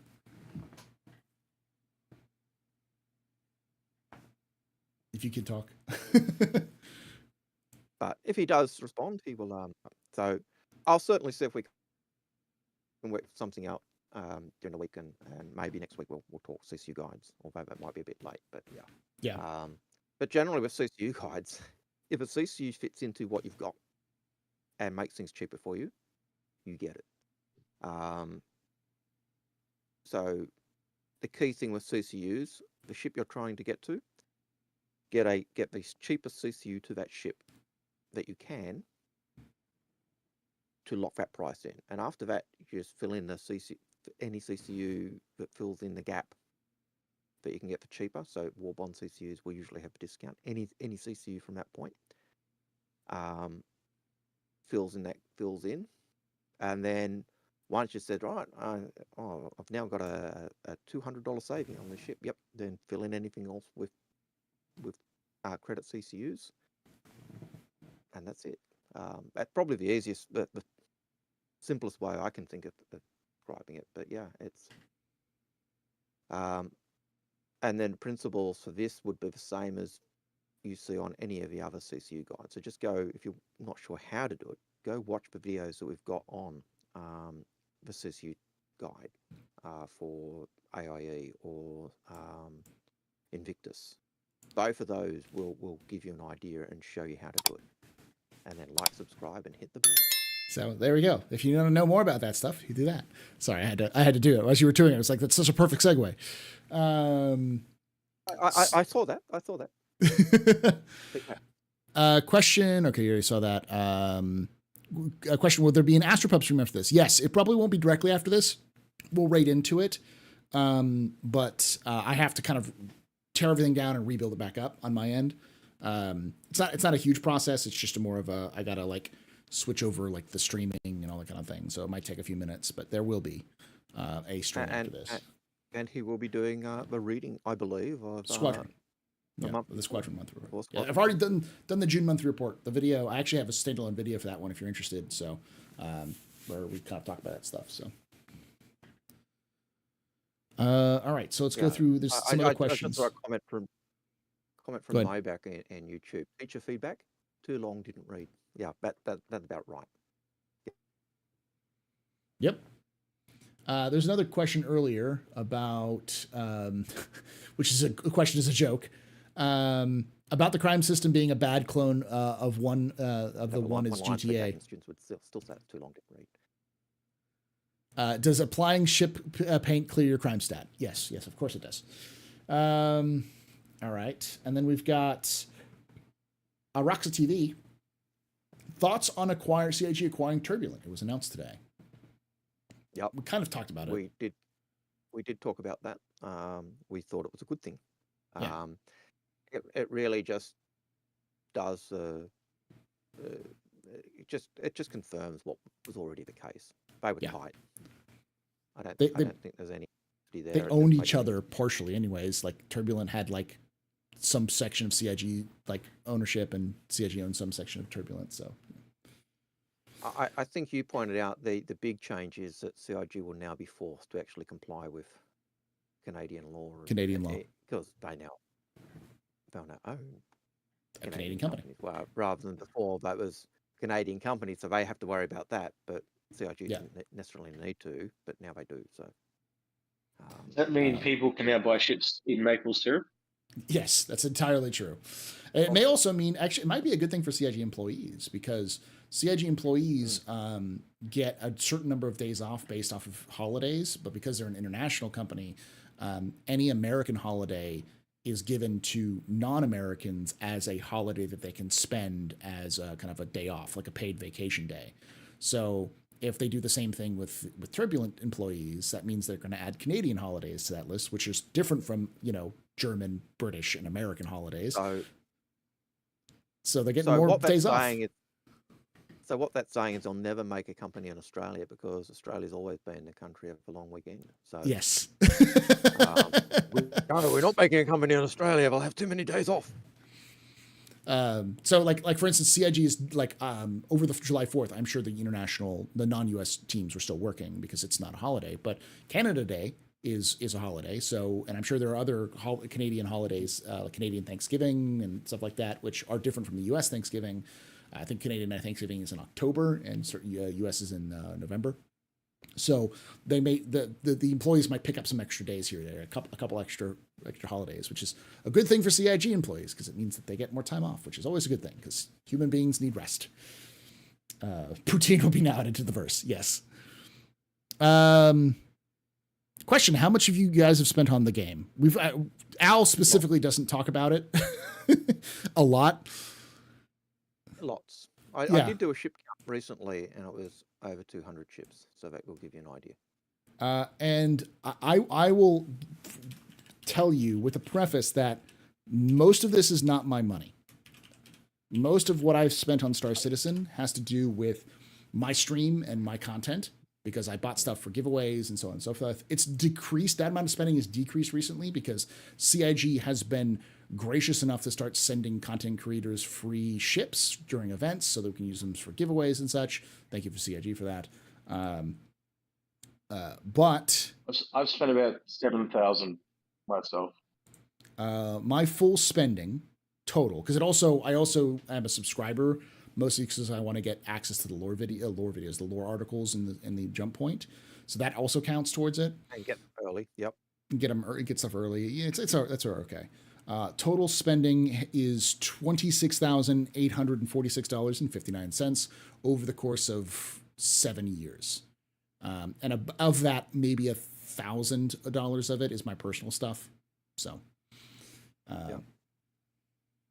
So I've been in since 2014. It's a known fact, but I do have 3 javelins, so that gives you an idea. Mm-hmm. But I also, do a lot for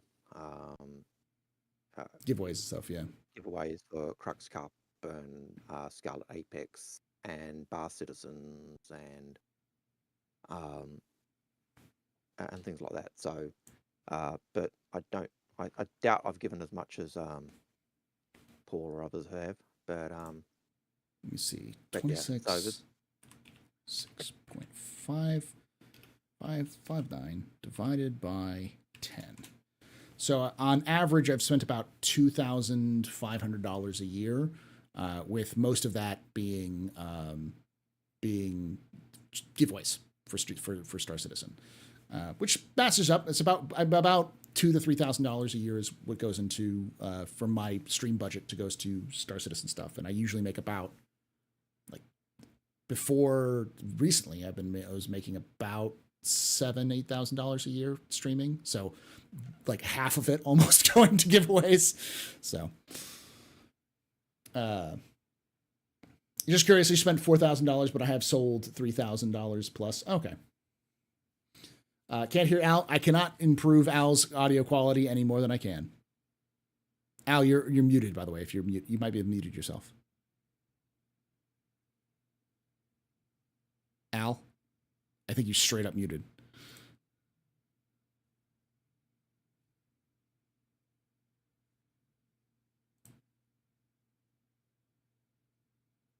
Al. Oh.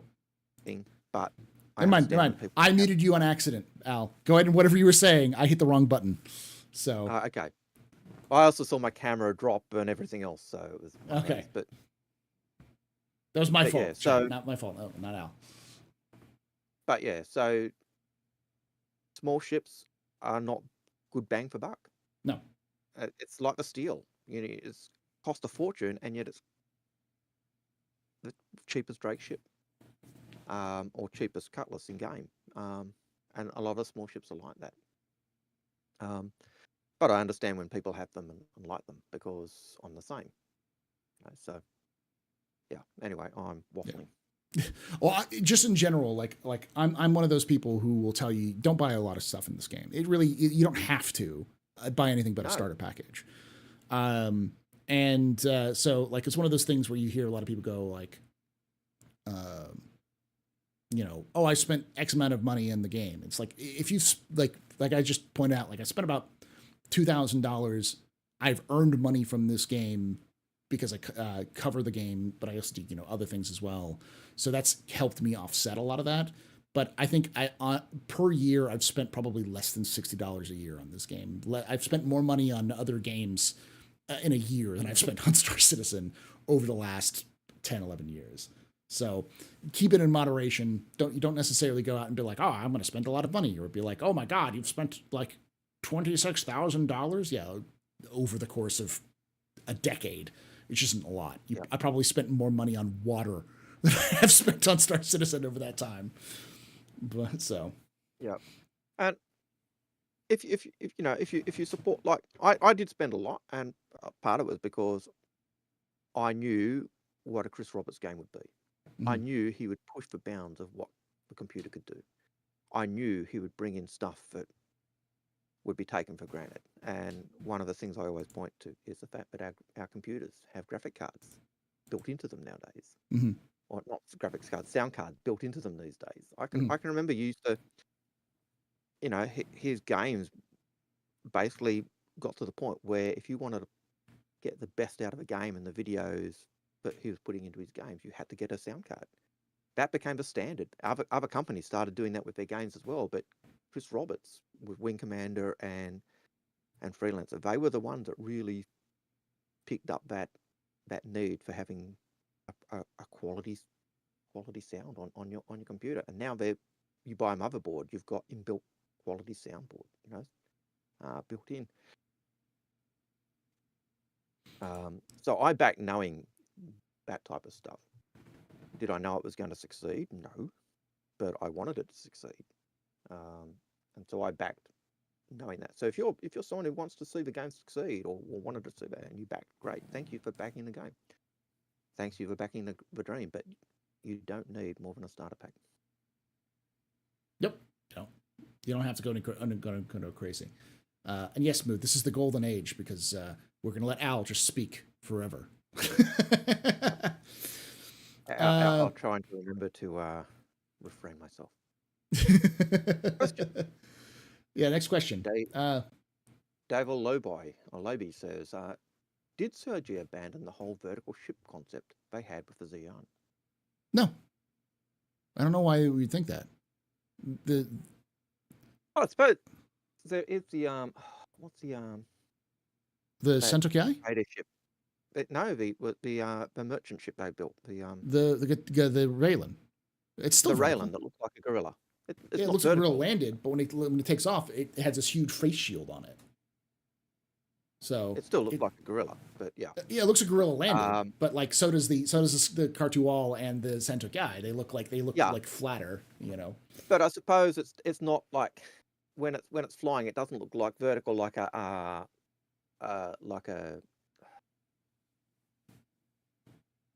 the MISC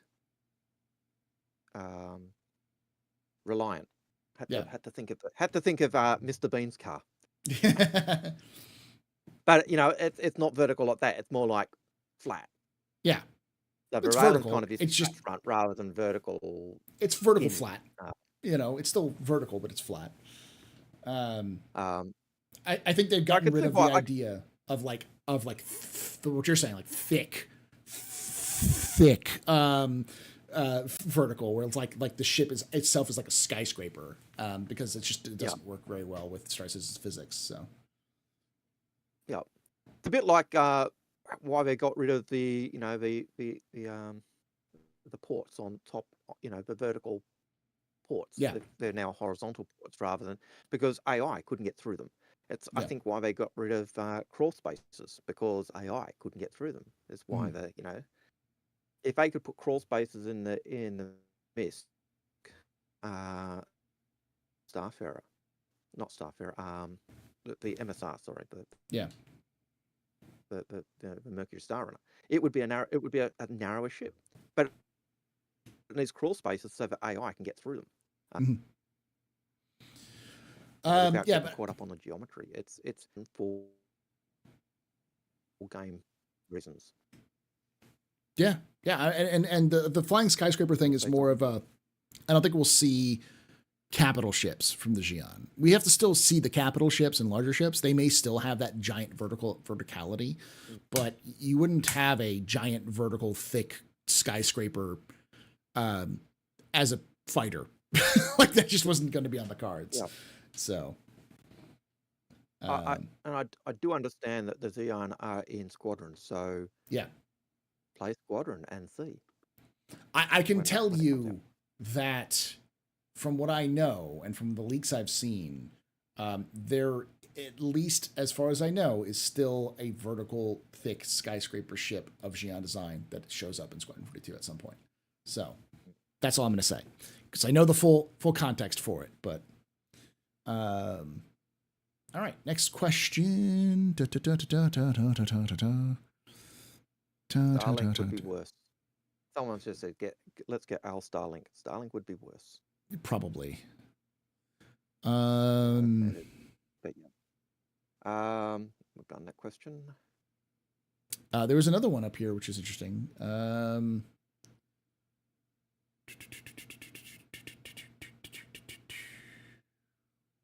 Oh, I thought I saw it. I think it's all the questions. If you have questions, feel free to ask. Eminent Shadow has a question for me. He says, "What happened to my fourth jab? I never had a fourth jab." It's a rumor. It's a real rumor. I've never had a fourth jab. I lost my third one because I forgot that I had a third one. Here's a question from Loki: pie or cake, and what is your favorite kind? I always say pie, because cake is baked, fluffy, and like there's a specific thing when you see a cake, but pizza can be a pie. You can have casserole that's pie. Pie is multiple things. It can be sweet. It can be, umami. It can be savory. It can be, there's lots of different flavors you can do with pie, and pie is a lot more robust. So if you were to say, if you could only eat one, cake or pie, I'd be like pie any day of the week, because there's so many you can do. So. Yep. I can remember we used to, Australia, you'd watch the movies, and American Thanksgiving, you've always got pass the pumpkin pie. Yeah. That type of stuff. And pumpkin pie, how gross. It was only when I went to San Diego that I actually realized pumpkin pie is not savory. No. It's a dessert. Yeah. It's spiced and stuff like that. Yeah. It's a spicy kind of nutmeg and cinnamon, and that with the pumpkin and sweetened cheese sauce, not cheese sauce, cream cheese, and it's basically like a cheesecake. It's same totally as sweet potato pie. You have the sweet potato or yam pie. Well, the yam sweet potato is different, but Yeah. But in answer to the question, I'm in Australia. Of course, I'm going to say pie. It's our natural food. It's our, if you're looking for a food that is typically Australian, it's pie, lamington, those types of things. Yeah. Well, meat pie and sauce. Yeah. So much of American and Australian food is similar since we both, were colonies of Great Britain. So we have the same kind of food culinary bases. But one of my favorites is a lot of people don't realize, which is a pretty popular dish. Well, at least a popular dish from my wife's family. And I've heard it multiple times. You can buy it in many restaurants. Is shepherd's pie, which is a Scottish dish, which is just meat and potatoes and vegetables. That's what I had, cheese. Basically, a minced base with mashed potato on top. Yep. So I can't wait until we get pies in Star Citizen. I'll just say that. Yeah. Where are the pies? That's what I want to know. Where are the pies? I've got to eat burritos, but I don't have pie. There's something wrong. Monster Avi has a question. I'll let you answer it, then I'll run out and come right back because we're coming up at the 2-minute mark or 2-hour mark. It's on the key. Monster Avi asks, what do you think is a variable crew ratio for players versus NPCs? Personally, I was thinking 5 to 6 crew ships need about 2 to 3 players. So basically, if you were going to have NPCs on your ship, how many NPCs per players do you think you'll need? I'll be right back. I think it depends on. So while Paul's away, I'll give my thoughts and then Paul will give his. I think depending on the size of a ship. So on a 3 to 4 player ship, you could probably get by. You could probably get by with your AI turret gunners. You might be able to get by with an AI piloting a snub ship. But that's the limit. I think on bigger ships, you might want 2 or 3 AI per person. But then if you're an engineering department, you might have 4 AI working on the ship. Then it depends. So part of it depends on the size of a ship. I think there'll be an element where you make a choice of AI or a blade. And I have a feeling that AI might be slightly better than a blade because you're not giving up your computing power of your ship. But yeah, I think on most ships you're probably looking at 2 to 3 per player, but size of the ship will depend. What's your answer, Paul? My general response is you'll need to have a player for every main action. So if you want an engineer, a gunner, or a pilot, you'll need a player for those main roles. And the larger the ship gets, the more you're going to need NPCs to support it. Like a Carrack, for instance, you could probably have, I would say, minimum of 4 players. You probably don't need every single gun to be operated by a player, but having a gunner as a player and then a bunch of NPCs to cover it, that would work. An engineer plus maybe 1 or 2 other engineers. There's no real direct ratio, but I'll say in general it would be depending on the size of the ship. For every player, you'll need about 2 NPCs for larger ships. But you're going to need players first, because if you don't have those players... I'll just hit the rewind button. Almost very similar to what I was saying, Yeah. Depending on the size of the ship will depend on the number of NPCs, 2 to 3 per player, and the larger the ship, the more you might need for that. But yeah. He said, add into that question, how many players Idrises would actually have 10 plus players on them versus players trying to solo the with NPCs?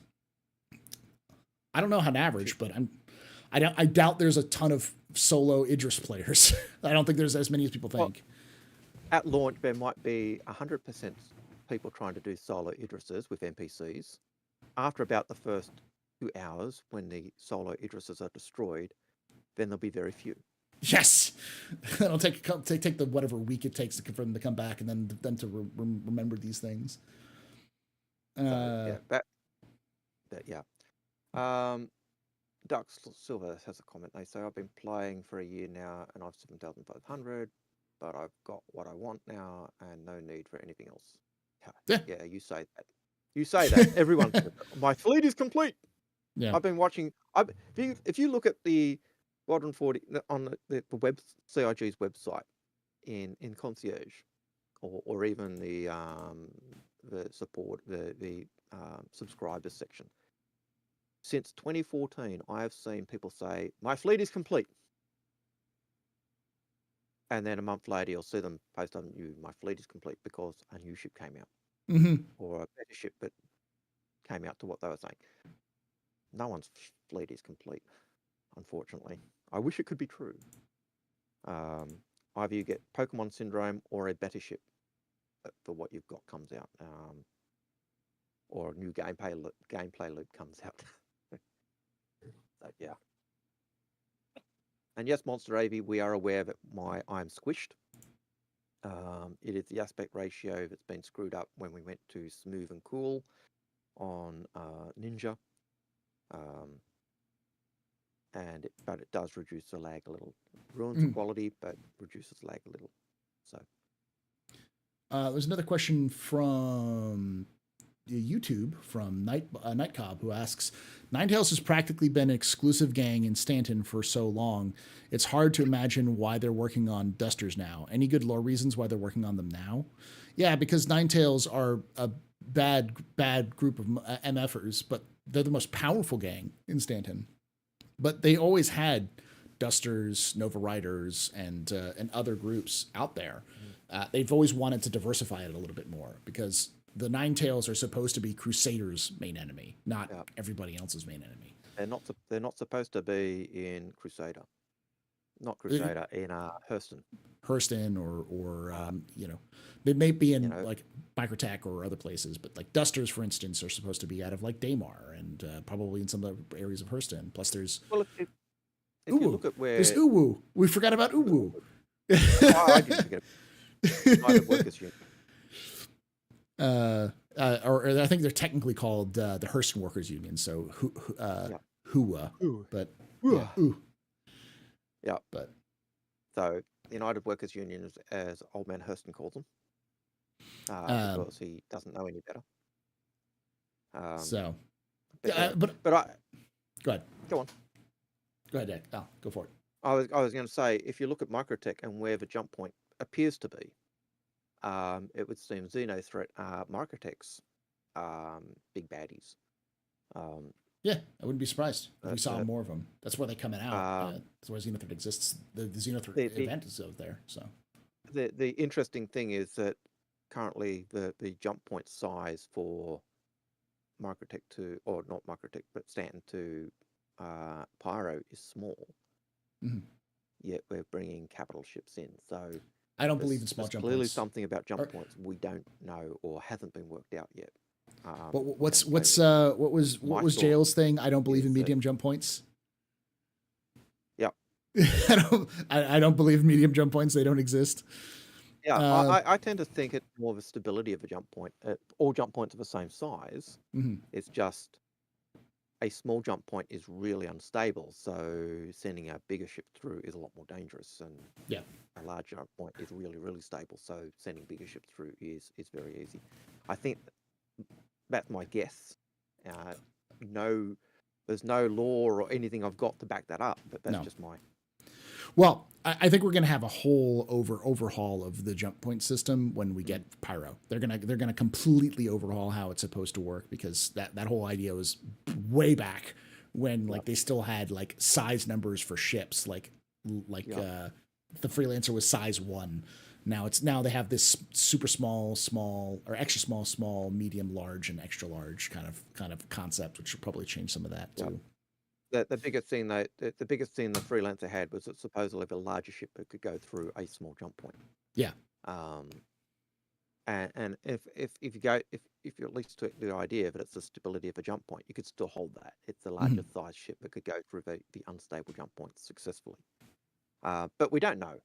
But I think what we'll see is when they bring out and rework it, they'll at least do something that ties everything back into what they were saying in the past in terms of the sizes or matters, how the jump points. Bit like with regen stuff, The regen we've got in game is no different really from what they were saying. In Death of a Spaceman, you'll live X number of times, and then you'll have to recreate a character. Regen just makes sense of that. So yeah, I agree. All right. Next question comes from Dave Loby, who asks, the stations and stanchions still feel a bit small compared to Ruin Station. Will they grow, and will they get distinct designs fitting their planet, or will they stay this generic? I think they'll grow. I don't know about distinct designs. I'd love to see them get a design overhaul. But they'll definitely grow. The reason why they're so big externally but so small internally is because they wanted to have a big canvas to be able to add new things if they wanted to. And support a lot of ships, but they don't need to right now. So, Yep. And you got things like the cargo areas on the ships. So they need to have that area. So when they do cargo refactor, and you are loading and offloading your ships, but there. So just like you said, yeah. Yeah, there's going to be more things added too. I imagine there'll be permanent residents on stations, which you don't see yet. We'll probably see more than just the small, and it feels small because like everything's accessed via elevator or wonkavator or whatever, so you can you'll go. Wonkavators. I always call them. I don't call them wonkavators. I call them turbo lifts, because that's what they are in Star Trek. It's the same concept. They're turbo lifts. Yeah, because they just seem to go. Well, in Star Trek, they seem to go to the deck. But in Star Citizen, they literally fly to the location you need to go to. So yeah, it is a bit more like a wonkavator than a turbo lift. But yeah. But I think it's a matter of, a lot of people forget that like Star Citizen, when you say Star Citizen Alpha, a lot of people are like, well, that's just an excuse. It's like, no, it's an alpha. They get things to barely running, and then they abandoned it for a while. Like, we're going to see that problem again with going forward with pretty much everything. Everything is going to have to be touched on before Star Citizen even reaches beta state, because it's not done yet. So, Indeed. I think what's the next? There's a question from John Clayton.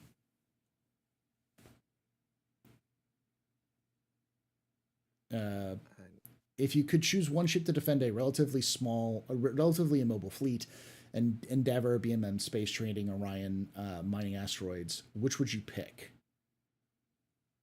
One ship to defend one ship, probably a Perseus or Polaris, right? If you're dealing with a small fleet of like immobile ships, mostly immobile ships, I'd go Nautilus. Lay my mines out. Yeah, get the mines. Lay my mines out, and then use my size 7 guns as a sniper, and rely on the mines to actually hold back. Yeah. Ideally, I'd lay my mines with and then bring the Perseus in. Yeah. But yeah, it'd be something like that. If you need one ship, you're going to look at something that's the size of a Hammerhead, a Perseus, a Polaris, a Nautilus, maybe even a Javelin, or not Javelin, an Idris. Because if it's a mobile, you don't need something that's super mobile. You just need something that has enough firepower to fend off the wolves, as it were. It was interesting though, your initial choice of Perseus, and my Nautilus is basically the same. They're basically the same class ship. They're basically corvettes. So yeah, corvettes with big guns. So, something that's bigger than a fighter, just because fighters require maintenance and refueling, and there's a lot more to them than that. So, someone said, Crystal King also said no elevator. I think I've already talked with you on Twitter about this, Crystal King, but I'm gonna lay this out, and this is going to be kind of someone said Hammerhead. Yeah, Hammerhead. Yeah. This is going to be kind of a wake up call. I will say, you're never going to get long corridors and stairs for stations. It's not going to happen. People complain about the traversing from the landing zones to the spaceports and having to use like trams, because it takes too long. Like they're never going to give you a long corridor that takes you 10-15 minutes to walk down from one place to another, or stairs, because those just aren't viable. They just take too long. You're going to have elevators everywhere you go. Must have been someone else. Okay, we was talked about somebody else, but yeah. But the other thing with that comes into it, that comes in with that is if you've got long corridors that are unbroken, that's draw distance that they've got to worry about. You have short corridors, your draw distance is shorter, which means you don't have those issues with bottlenecks in the graphics, and all that stuff. So yeah, improve performance. Getting beyond my ability as a designer, because I'm not a designer. But even I know that the more I'm telling my computer to draw, the more load it is, the more I'm going to lag. And stations can't be smaller, like we said earlier, is because they need that canvas to be able to expand, to be able to grow out. Because let's be honest here, y'all. CIG is doing the new change to like procedural interiors of buildings because they do not have a way of like people buying in-game properties. So this is the way that they're dealing with the idea that, because like if you look at what is it, Imperial Arms right now, which is the main land like habitation apartment in Lorville, like it has, I think, maybe 100 people can spawn there. I think it's actually less than that. Those will be sold instantly, and there's no way you're going to have multiple people living in those apartments if Chris Roberts does what he wants to. So if they're doing like procedural interiors for buildings, they're going to have some sort of procedural interior or buildings for stations as well to fill out the number of people who will be living in those stations too. One of the things I did see was they were looking at HABs being almost instanced, but so you could have HAB level 4C, and I could have the same HAB, but there'd be a different, but there'd be my HAB and your HAB, but just use the same exit to get out of. I could imagine that could possibly cause problems if we both came out at the same time, but the odds of that happening are probably slim. But I remember Chris also talking about having landing zone HABs that were close to landing zones and further away, and some would be more expensive than others, and the further away, so if you're in Lorville, I could imagine the really expensive ones being on the tower and the cheap ones being out near the factory. So they'll do that, but you couldn't have as many people who will be around in Stanton. Now, maybe when you've got Pyro, you've got people on Pyro and the different planets of Pyro and in Stanton, so you could spread your population around. But yeah. But yeah, we're likely going to see, like, I know a lot of people say, well, it feels like magic. It doesn't really feel like magic unless you are in a party with somebody else, and then you see how where they're actually going, because it's just made invisible to you. Very, very occasionally you do see the glitch where you actually see the door. The door, fly past you. But yeah. Yeah, that's there's always going to be a balance between accessibility and sim, and CIG's always said that they're going to err on the side of accessibility. So there's just going to be some things you're going to have to deal with which are unrealistic, because for the sake of making sure that it doesn't take 15 minutes to get to your ship. So Monster AV points out that I forget, but running up and down stairs can be very fatal. That too. But then so can getting in a lift. Yes, lifts can also be faithful. Lifts can kill you. Lifts can kill you. Stairs can kill you. Ships can kill you. And that's your ship. Getting out of your chair can kill you. Having boxes in your Aurora can kill you. Well, it's. I was gonna say the other answer to this is because I know a lot of people are like, but I want to spawn my ships on the pads. That's not happening. That's gone.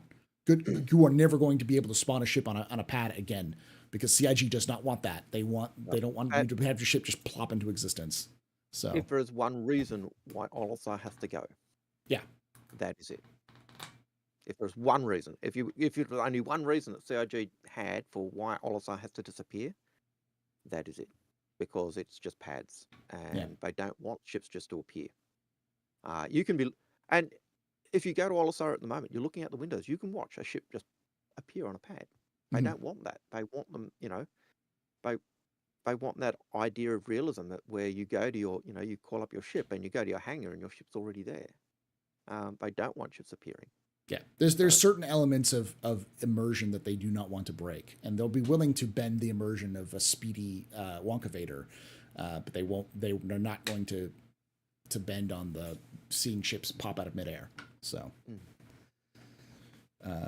yes, I agree, Dark Sylvester, that Port Olisar, you were the best because you were the first. Many an old member will lament the day. It's a bit like Bannister. There could be should be ship elevators, yeah, but you wouldn't have that on a pad because you need to have a box under the pad for where that would necessarily be from. But be back in a sec. All right, so I'll answer another question real quickly. I realized that the Stations of Hurston shirt is actually a collector's item because on the Stations of Hurston shirt, is it Stations of Hurston or Stations of Stanton? Stations of Stanton, but there is Olisar on the shirt. Nice. When Olisar disappears, this shirt becomes a collector's item. There you go. I noticed that the other day. But yeah, no. But the hangars, I think that's probably the best way they're going to do it. Is they're going to have ships rise out of the bottom of hangars, kind of like the elevator in the 890 does, where it kind of goes up and comes back down. It's just an easy trick to make it look good, but we'll see. Yep.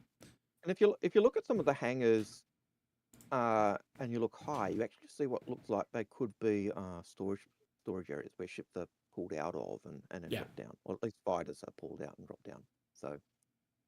Yeah, and they also the infamous 242 footage where they have the cutlass, which is dangling from the top of the on grips and stuff like that, like docked to something. Yeah.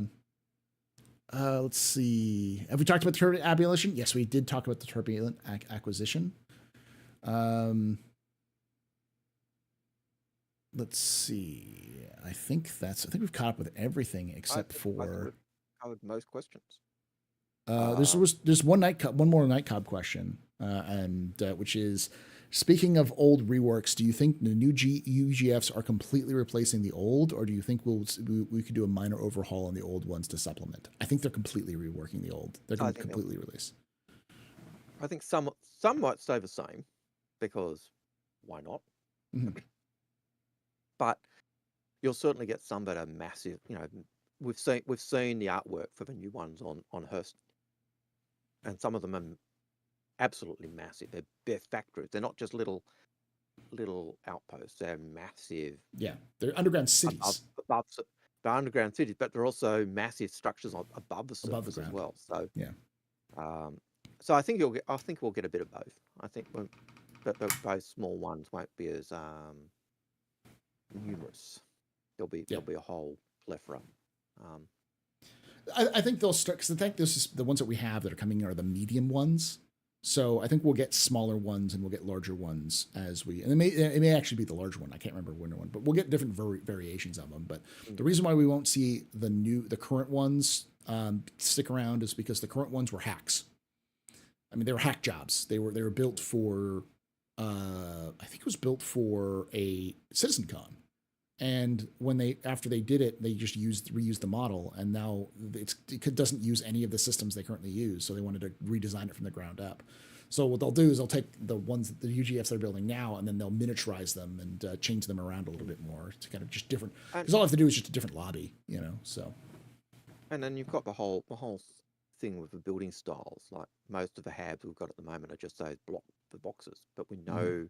The whole different design style of the hab. So we've got, and that's luxury apartments and the luxury apartments but even the building styles. So styles that we've got in Pyro. Some of those building styles would also be you would expect to find in Hurston, the older settlers were before it was sold. The old Lorville settlers. Yeah. You'd expect to find those. You'd expect to find those in areas possibly on ArcCorp that haven't been fully built on yet. You'd expect to find some small things on Microtech. You'd expect the same because all of those planets had been settled by people. People were Before. on them before they were sold.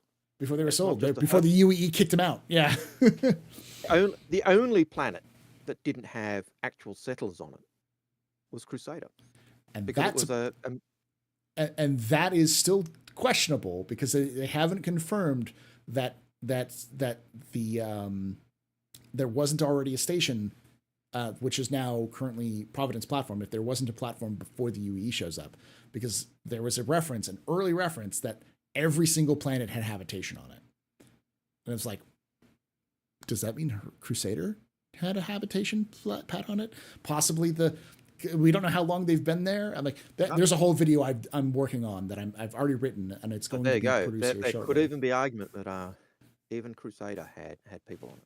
I always take the view that it didn't because it was the Navy base, but you never. The Navy base could be built on top of the old station that they built.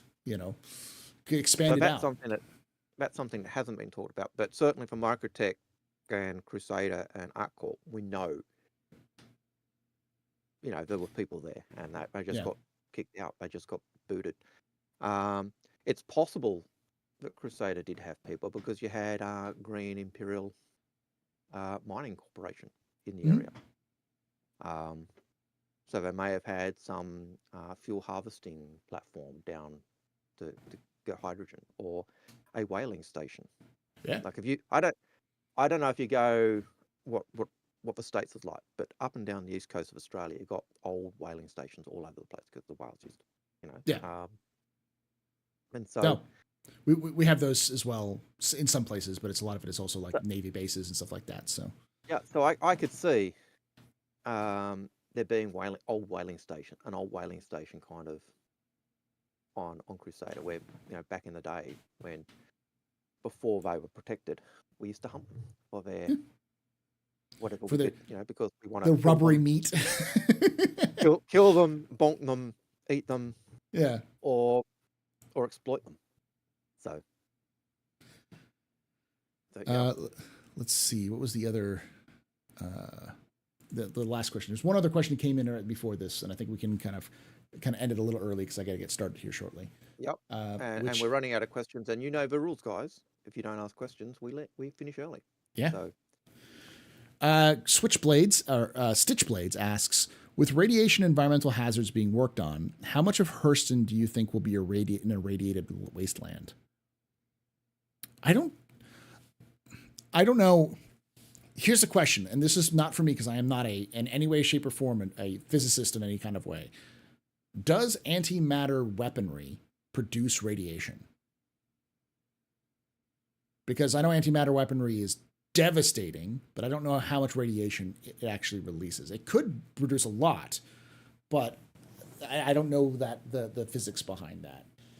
Because the only weapons that would be tested that have any kind of nuclear capacity would be antimatter weapons, because Hurstons make antimatter weapons. So, well, they're also key for. I think they don't test the weapons on Hurston itself. They test the weapons on the moons. That's true. Is my understanding. But Hurston is polluted because of the processes they use in producing making antimatter the element. Yeah. But and producing the element that's used to make quantanium, which is the only other factory I know of that does that is Quarterdeck. Yeah. The prison. And the reason is because it's a very dangerous thing to do. It's why Hurston has such bad, the produce, the pollutants that come from that are really bad, and it's why Hurston is so bad. And they certainly strip mine because they're trying to rip off as much as they can. I don't know. That to me doesn't make sense. I know they want to get as much profit as they can, but it's almost as if they're fearful they're not going to be able to hold the planet forever, so they get what we can while we can. They can't believe they're on a good wicket. The UEE is going to pull the plug on all of us. They've sold the planet as a scam. It's a scam. It's a scam. It's a scam, citizen. Well, no, both quantanium and antimatter. Like they produce both, but antimatter weapons are also made on. I think Al's referring to antimatter because antimatter is made in quarterdeck and on Hurston. But Hmm. so Nightcob, who's an expert in fission, well, at least says most likely because particle acceleration. It's a particle reaction that will likely result in release of gammas, neutrons, fast, and beta particles, which are ionized particles, which are essentially radiation. Yeah, everything is radiation, like in some way, shape, or form. There's radiation everywhere. Light is radiation, but it's more of a like the kind of nuclear devastation you would expect after, say, a nuclear explosion. So, but most chat is saying yes, there would be. There is some people saying no. From the law that Hurston used the moons for their testing weapons. So you don't want to be on the. So being on the prison planet is probably on Aberdeen is probably not a nice place to be. No. Radiated smog planet. The two more questions we have since we started this one. We'll get through this one. John Clayton asks, what are your personal daily drivers and what ships are you most looking forward to? I can tell you my personal daily driver is the Cutlass Black, and I'm looking forward to, I was going to say the Corsair, but it's already out and I already have it. I guess the only ship that I'm looking forward to now is the Perseus. Like everything else is just kind of eh. What about you, Al? What is your personal daily driver, and what are you looking forward to? Currently, my main account is flying the Constellation Andromeda. Mm-hmm. I do prefer the Aquila, but I'm currently flying the Constellation, and my zero to hero character, or my zero to wherever character, is a cutter. Okay. It's not a zero to hero because it's just it's whatever they can do. But yeah, so what am I looking forward to? Anything. I like whenever a new ship comes out. I like the industry ships, so I like toying around with the industry ships when they come out.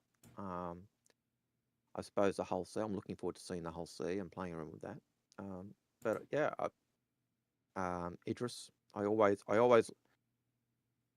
had the idea of having Idris and basically going out into the verse and using it as an explorer. You know, a 5-year mission, just going out, and that's why you need lots of NPCs on it, because the NPCs are the red shirts to die instead of your human crew.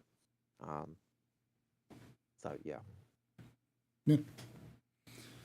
All right, two more questions now because Parker also asked one, which is because I said, you know, if you don't ask questions, people start asking them. Crystal King asks, have you noticed the art style change the game has had over the past 10 years? It used to be much more dirty, grungy, and almost had a diesel punk vibe. I think a lot of that has to do with the desire for CIG to differentiate styles. Everything used to be much more grungy, but then what happens when you're not grungy? What if you're a high class establishment? You don't want to have grunge in your high class establishment. So it's just things got cleaned up because things would be more cleaned up. But I still think you get grungy. Look at Grimhex. Grimhex has gotten grungier. And you look at areas of Hurston. You know, you go to the commercial centre in the tower. It's all nice, bright gold and clean. You go to where we start in the hab area, it's litters everywhere. There's graffiti. There's broken bits. There's closed shops. You get the similar type of thing on ArtCorp. On Microtech, you don't get any of that. Certainly in the main landing zone. And even if you look at the cities, like Lorville, even New Lorville looks rough. Grungy. If you look at it, because it's brutalist architecture, and then the further you get out from the center, the more like industrial it becomes, and that kind of thing. So yeah, I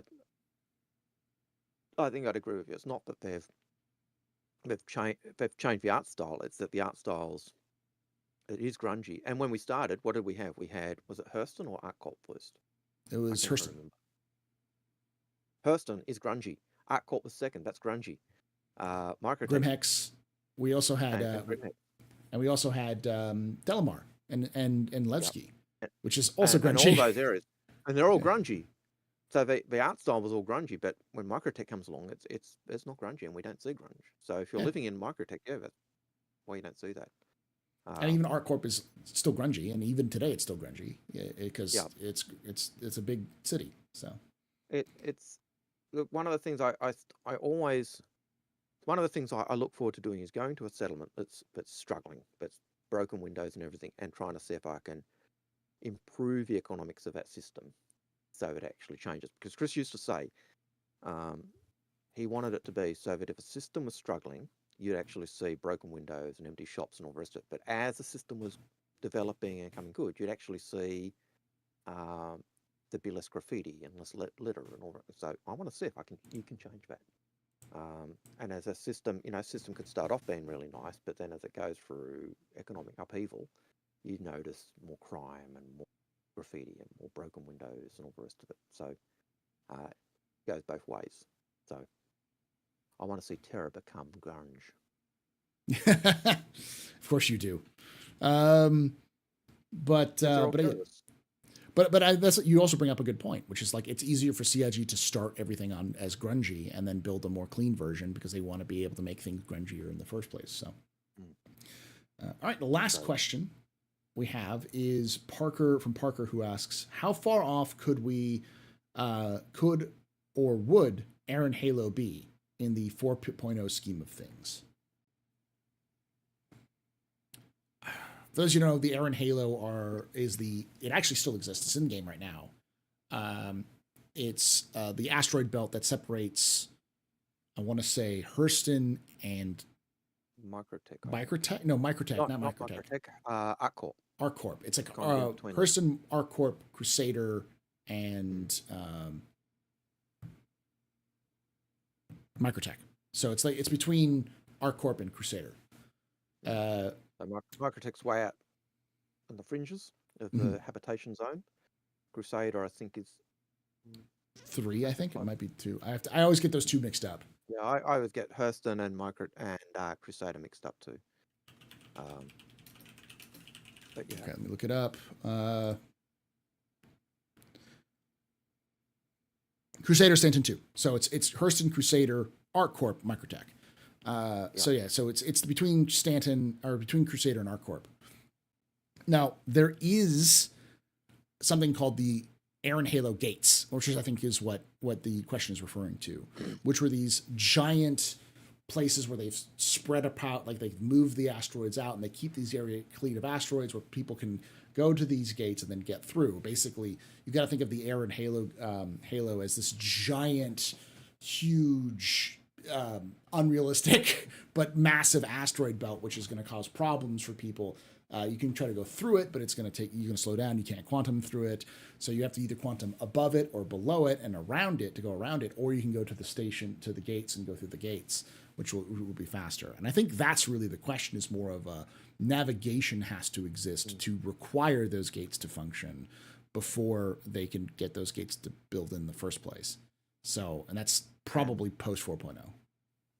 Yeah, and that's something that I think at the moment that's not a priority, because at the moment, can you still fly to wherever you want? Yes. Does the game work with it? Yes. But it's not where they want it to be, and so they'll eventually bring in those freeways, I suppose, as a way of looking at it. And then I imagine there's even going to be those areas where you could probably even map your own passageways through the Aaron Halo to get to where you want, and it becomes your little side passage. And when it comes to things like server meshing and those kind of things, that'll be important to build that using that as the natural demarcation of where the servers are, is from one side of the Aaron Halo versus the other. But it's going to be a bit, I still think. Last two questions, because we're getting some people coming in at the very last point. David Lobe asks, since ArcCorp is now the oldest landing zone, and we saw that the art for HABs and building insides will AC get reworked like Lorville, or ArcCorp? Will Area 18 and ArcCorp get it reworked by like Lorville, or we get some more points of interest to land at? Yes and yes. Yes and yes. I believe CIG even said that the way that they generated the planet for ArcCorp is completely different from the way that they generate stuff today. So they have to go back and completely rework it. So it's definitely something that's on the table, but I think it's more of CIG asking, is it worth the effort to rework ArcCorp right now? And I think they said right now it's fine. Like once they added clouds on it, it's fine. But it works. It does the job.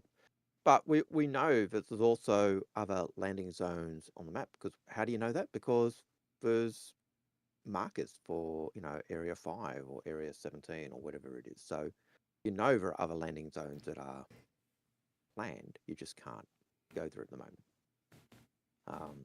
And in law, I think in law, area 18 was always put as the main place where people would come and do commerce. Mm-hmm. It has the biggest spaceport, or like the place where the main spaceport is. So, but then that law aspect was put in because when it was written, each planet was only going to have 1 or possibly 2 landing zones, like Earth.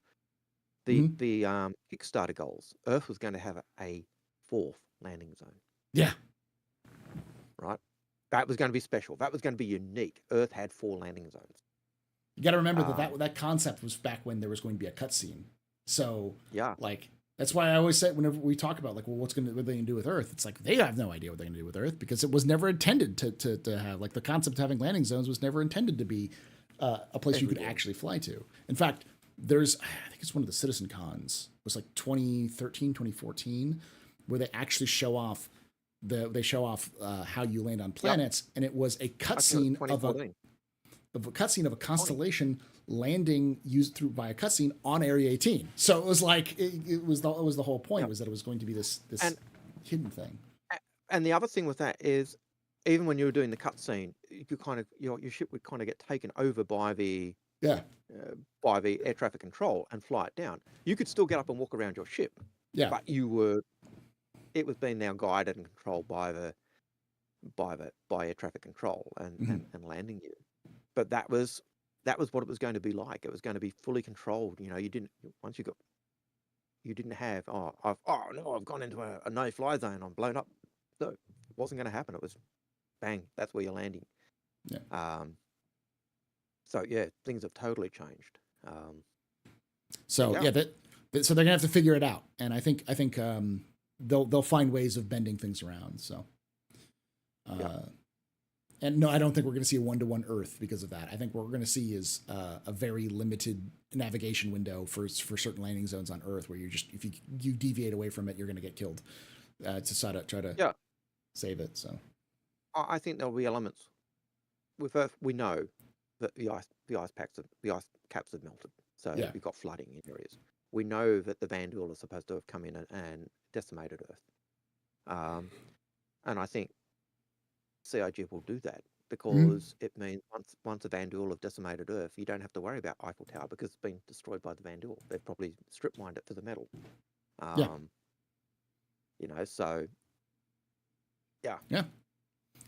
All right, the last question is from Shinobi Trip, who asks, do you think CIG will ever relent and stop artificially gimping the Valkyrie's cargo grid at 30 SCU?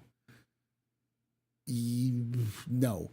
I say yes and no. I don't know. It depends on if because they never want the Valkyrie to be a trading ship, because they feel like if you could make the Valkyrie a trade ship, a legitimate trade ship, like for its cost and size, then people would buy it because it's got more guns and has cargoes like crew support. So they're gonna definitely try to gimp it, and if anything, they won't artificial it. They'll make it so that the mass matters. Once they start adding those values for mass for like thrusters and stuff like that, that's when you're going to start seeing the like where the Valkyrie's actual limit is. So, and I think you can see they've actually been thinking that right from the beginning, because you've got the Idris P, Idris M. The Idris P was lighter because it had been stripped of armor, it had been stripped of the second power plant and the guns and all the rest of it. That gave it more cargo, more cargo space and or more, more lift. you look at the cargo grids in those ships; they're the same, and so the argument became, oh well, it's because this has got more armor and rest of it. You look at the Genesis versus the Freeland, the Starfarer, same size cargo grid. What's the difference? Gemini. No, I said Genesis, but I meant Gemini. But Gemini has more armor and heavier weapons. That's more mass, and so even it's got the same size cargo area, the mass is going to limit how much it can carry, and yet when you look at the stats of what they used to say they could do, the Gemini could carry less cargo. And I think that thinking was part of that mass matters. Mm. And it won't be able to list heavy vehicles. The biggest vehicle in lift is an Ursa. And the question is more, I think what we'll start to see, I think, is CIG going, well, yeah, you can have an Ursa, or you can have the weight of an Ursa. And that weight will probably always be, you probably never be able to have cargo grids that are like stacked to the ceilings and stuff like that. So, and that decision on the Valkyrie to add cargo, I think came from the community. The community said, you've got a vehicle cargo grid. What's the difference between a vehicle cargo grid and regular cargo? If I can carry a vehicle, I should be able to carry cargo. And to me, that makes perfect sense, because the original Constellation, the cargo grid was your hangar as well as your garage. So you had to make choices. Do I take cargo? Do I take my Ursa? Do I take my fighter? So having that with the Valkyrie application makes sense as well. I think you're right. I think they want to limit it. They don't want it to be the standard cargo ship, because it is a drop ship. And so, and even the way it seems to be a cargo ship or a drop ship for a place with atmosphere, a breathable atmosphere even. So you're limiting it in that sense. So, yeah. All right, let me do this real quickly because I forgot to set up the Is that the end screen and all the rest of the stuff? Redirect. I'm gonna add a redirect. Sandgroper does make. Let's see. That one. Sandgroper says basically, in short, not every ship can do everything. Exactly. 100%. Not every ship should be able to do everything. No, Sandgroper. The Drake Cutlass cannot do everything and should not be able to do everything. You were wrong, and the steel is an abomination. There you go. Thank you for allowing me to have another rant. I think that's it for us for today, because I gotta get moved over to the next. For those of you who are watching on YouTube, it'll dump you right into my office hours stream. We'll be talking about stuff like the Squadron 42 month report. We'll talk about the acquisition of Turbulent by CIG. We'll talk about the roadmap. We'll talk about some of the other stuff. It's just a Q&A like this, but it's just me solo. Make sure you are, of course, if you're watching this on Twitch, make sure you hit that follow button. It does help us out a lot. We're almost to 1,000 follows here, which is nuts considering how little we stream here on Twitch. But make sure you also are liking the video, subscribing, and hitting the little bell icon. That'll help us out a lot to kind of spread the word of people, telling people that, hey, they make content that you like, and if we make content you like, they'll suggest this content to other people, and it helps that a lot. And of course, and we know that, based on analytics, we know that about 50% of you don't subscribe. Yeah. About 50% of you. Why not? Do it. Why not? I'm calling you out. Why? You watch us, you put us on the background, you let the algorithm tell you what to do, and you watch us anyways. Just hit that subscribe button. It makes it easier. So in case the algorithm decides that you don't like what's going on, boom. And so many people say, they do the algorithm. If like, subscribe, you see it on channels all the time. People will respond, oh, I like and subscribe, but I'm not getting new content. So the algorithm is sometimes a bitch. Yes. Get used to it. So subscribe, and reduce the chances of that. Anyway. So thank you again for joining us. Al and I will be back next week. We might drag in other folks as well, like Badgers if we can. Yep. That'll be the Paul and Al show for at least 2 more weeks. I may not be able to on the last week of July, first week of August. I may not be able to. Is that because you're back at school? Because I'm back at school. So I'm glad you're reading now, Mr. E. But yeah, thank you for joining us. And like I say every time, hope to see you someday in the black. And take care. Have a good day. That's been AstroPub. I've been Algared, and we're out of here. Take care.